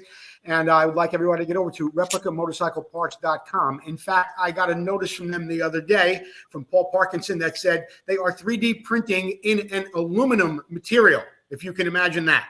So they're making chain guides out of aluminum, but they're 3D printed. I don't know how they do it, some kind of magic, but they are getting it done. ReplicaMotorcycleParts.com. After the Motorcycle Mechanics Institute, Arnie, how you were there 30 years. I mean, did you just, it ended one day? You just walked away from that and retired from that? You know, I the first 15 years I was in technical service, where we taught the schools, and we went out and did warranty situations, and we helped engineering on producing new stuff. Technical service was a pretty cool place. I had the authority to, which was cool, to overrule a warranty refusal and put my name on it and give the guy parts and so on and so forth. And we kind of built that up as the family of riders, which they realized. Then I got into the marketing part of the Harley Owners Group, which is it was the official riding club. And a very, very, very quick story, if you don't mind. I don't mind at all. When we were struggling and trying to find, after the owners bought the company back, trying to figure out a way. First of all, Citicorp lent them the money to buy the company back, something like $70 million, which is an unbelievable bargain right now. But it was 18% interest, back then. So, and we were struggling, still making a shovel head. And then on top of that, EPA came to us. We thought EPA was a telephone company. But we found out different, that they said, you starting in January of 1984, you can't make a motorcycle that leaks oil anymore. We're like, how does that work? That's our trademark. Well, exactly. I was going to say, you're definitely out of business now. So, yeah, we were hurting. So we were trying everything to get money. Citicorp gave us like 90 days where they're going to put chains on the doors to pay our loan back. We weren't making enough money for them. And so we were struggling. And I never forget this guy. His name was Mike Cammey. And his name for fame came from when Chrysler was not filed bankruptcy, but they were going to file bankruptcy. They were reorganizing. Yeah. Yeah.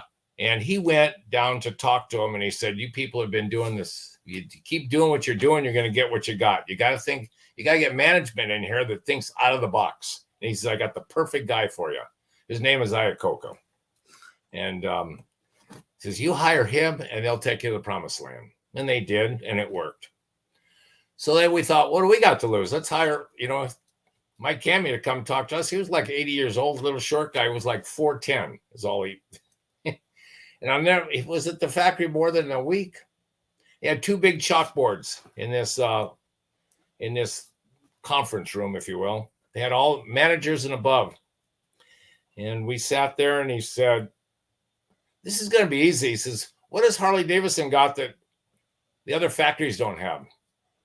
And we said, well, we have heritage and we have steel fenders and we have steel gas tanks. And, the list was short.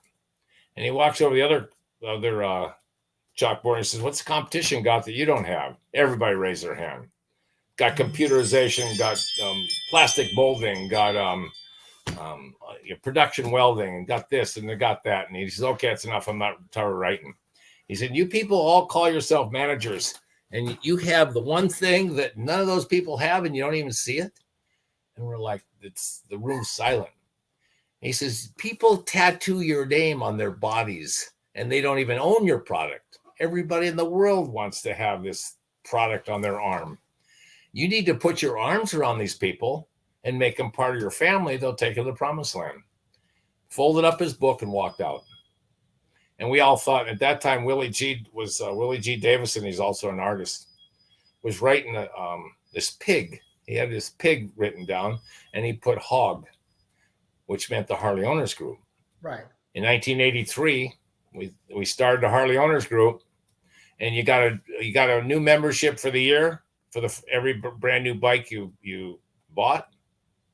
And we sold 30,000 bikes that year and got 30,000 members. The second year is $45, and most people, would pay the second and third year. The fourth year, we came out with the Evolution engine, and we even got more people.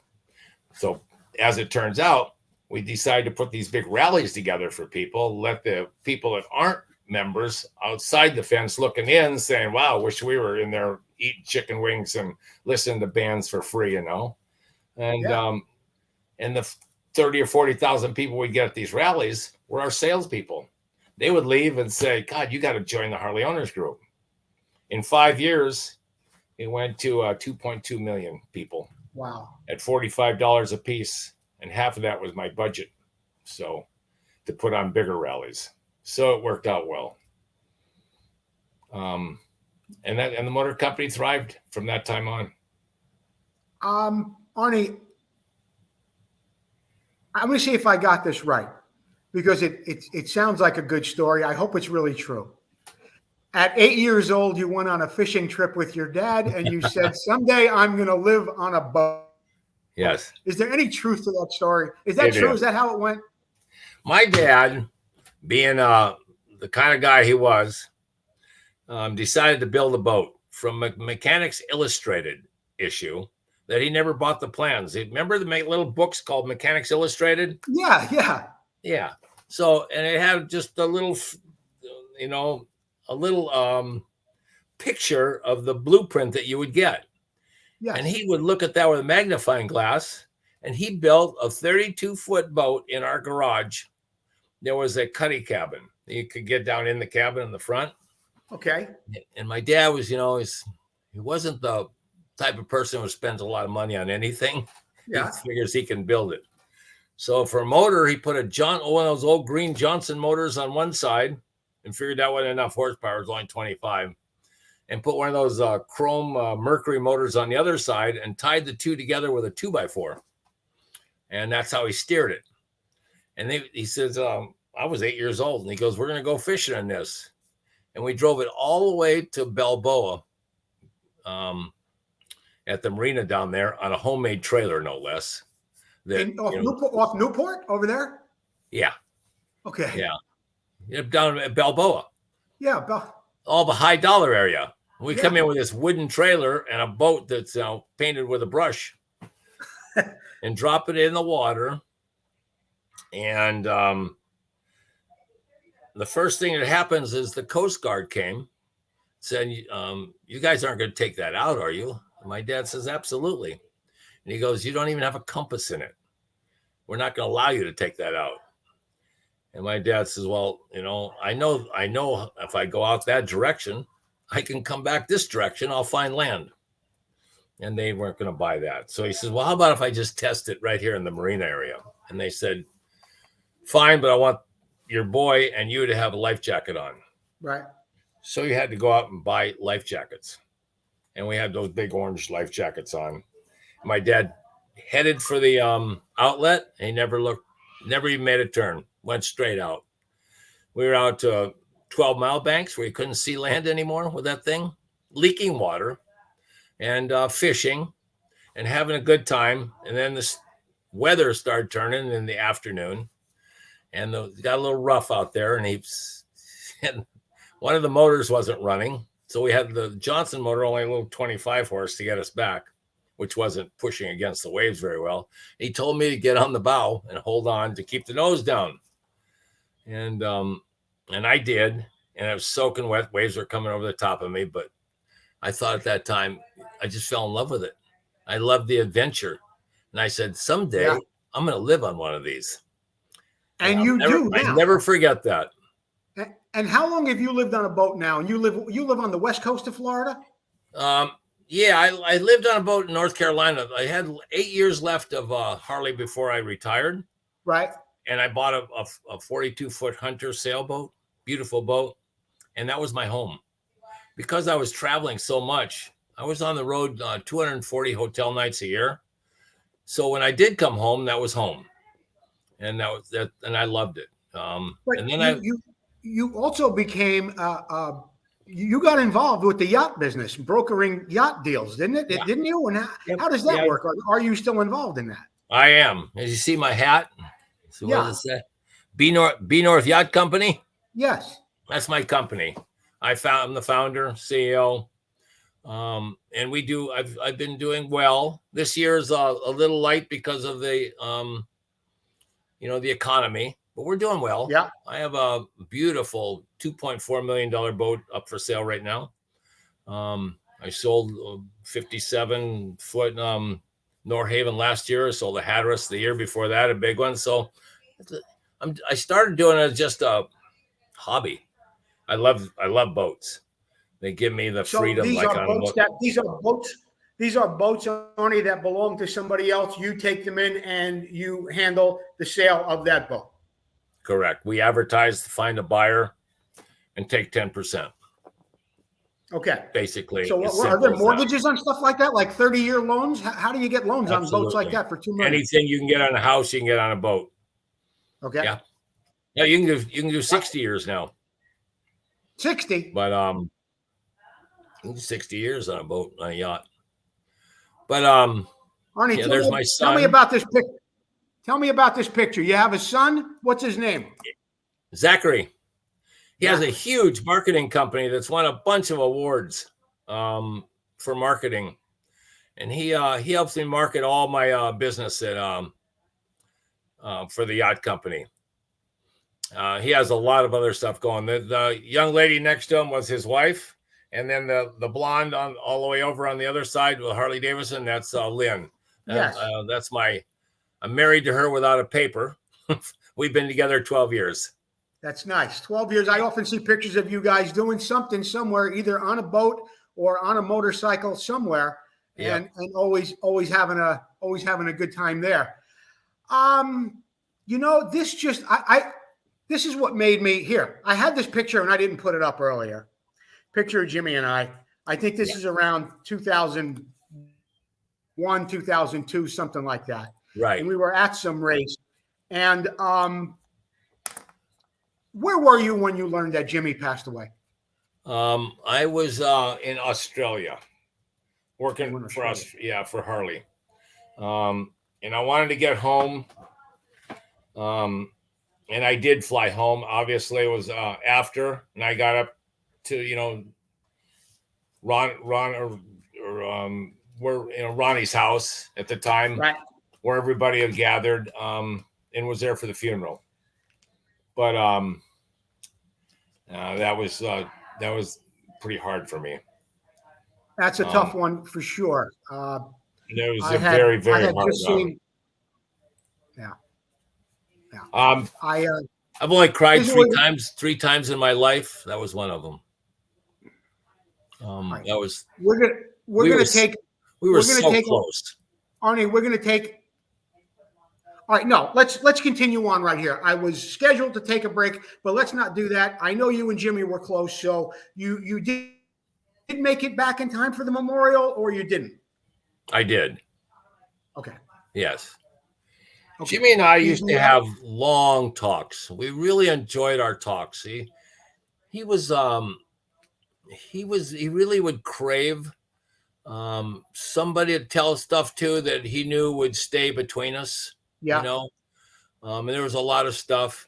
He had a really good, a really cool girlfriend named Eva in Europe. She was really, they really hit it off. She was Swedish, young girl that her and Jimmy, it just lit Jimmy's face up. And she passed after the third year they were together.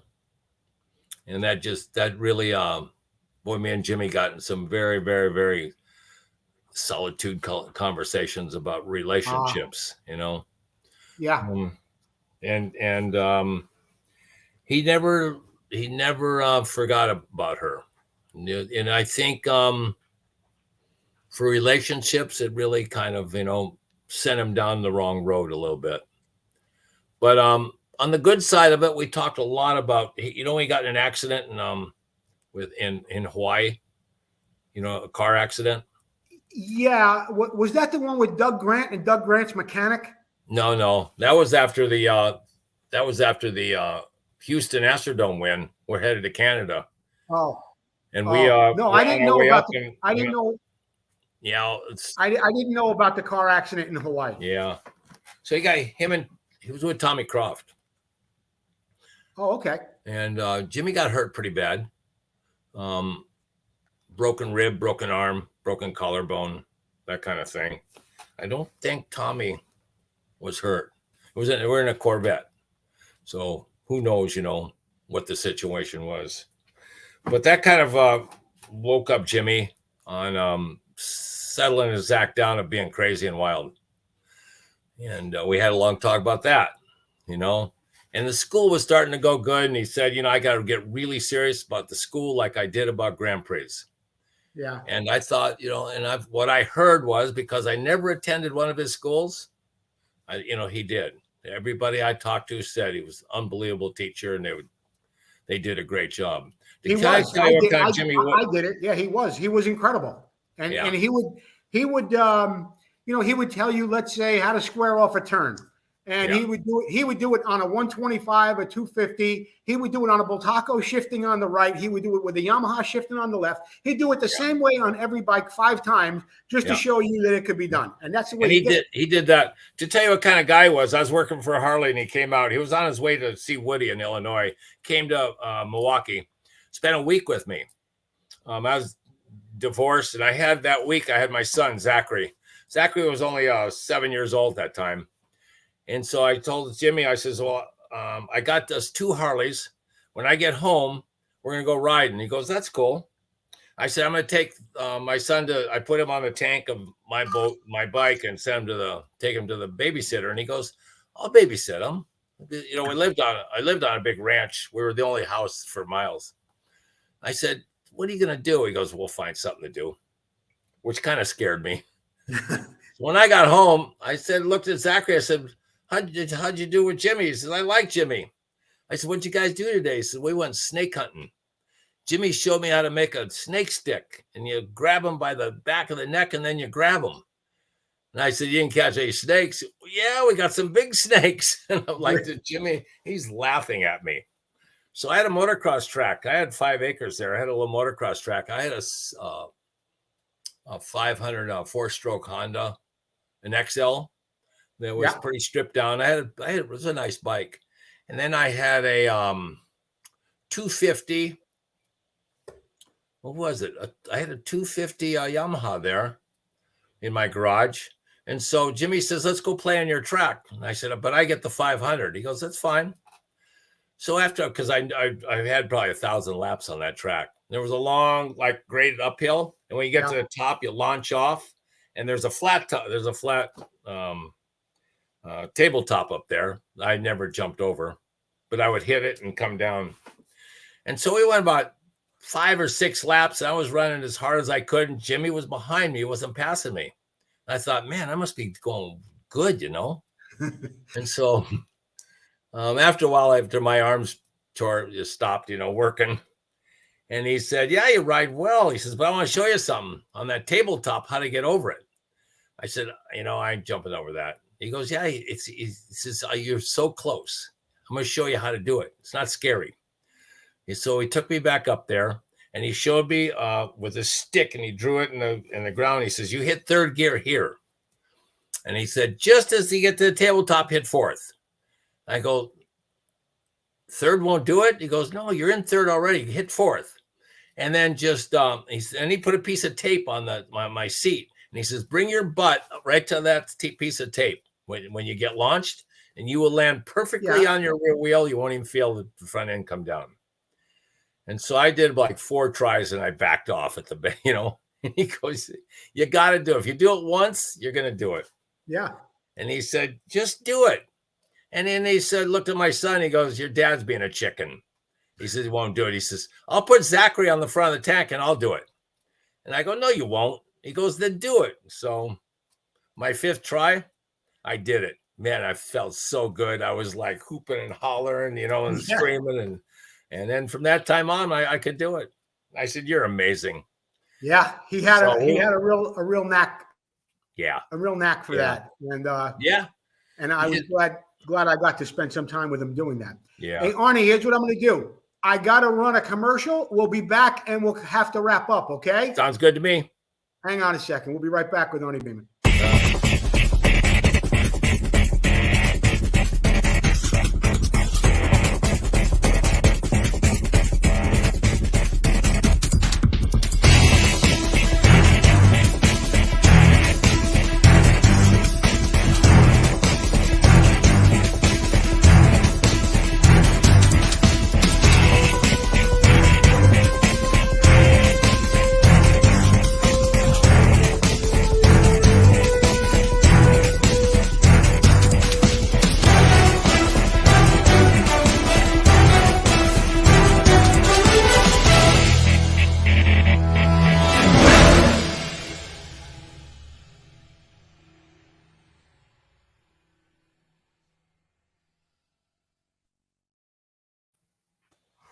Nice Arnie, commercial.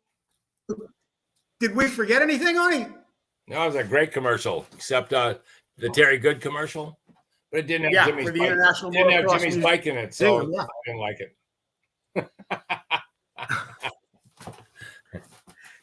So is there anything we didn't cover today, Arnie?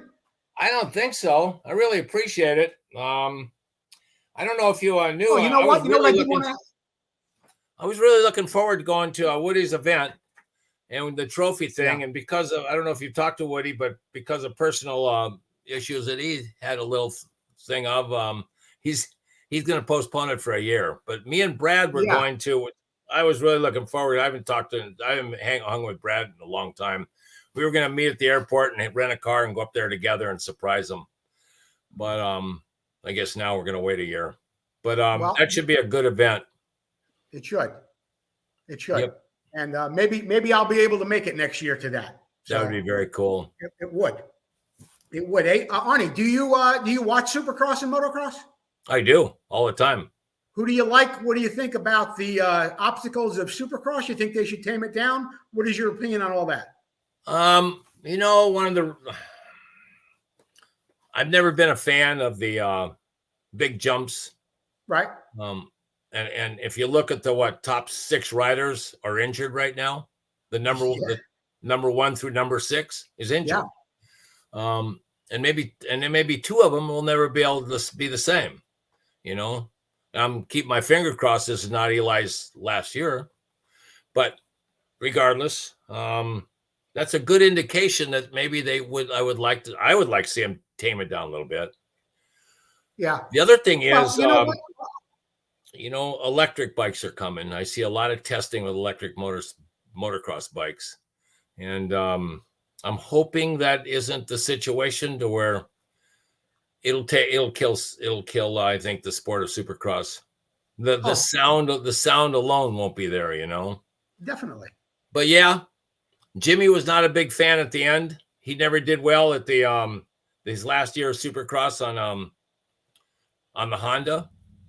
And the person that really, really impressed me during that last year was Warren Reed. Mm-hmm. Warren would piss off everybody because in practice, if he tripled something, everybody looked at each other and goes, now we have to triple it. Yeah. And there wasn't many Supercrosses he didn't do that to us too. And Jimmy hated it. So, but you know what? I think Warren doesn't get enough credit for what he does in Supercross racing. But anyhow, he was my favorite rider at Honda other than Jimmy. Yeah, Warren is a good friend of mine. We do communicate quite often. We've been to a lot of events together, and we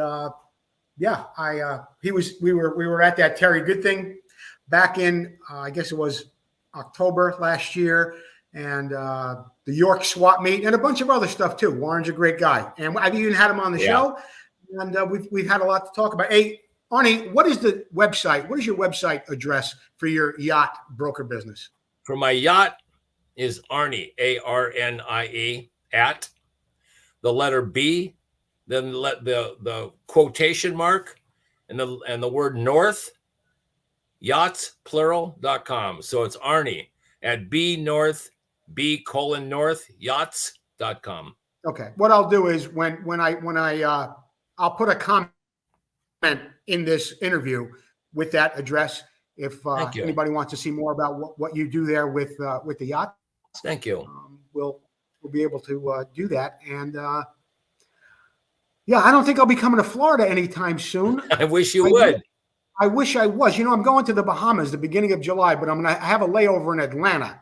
Oh, you are? You're going? I'm going to be there in Bimini from the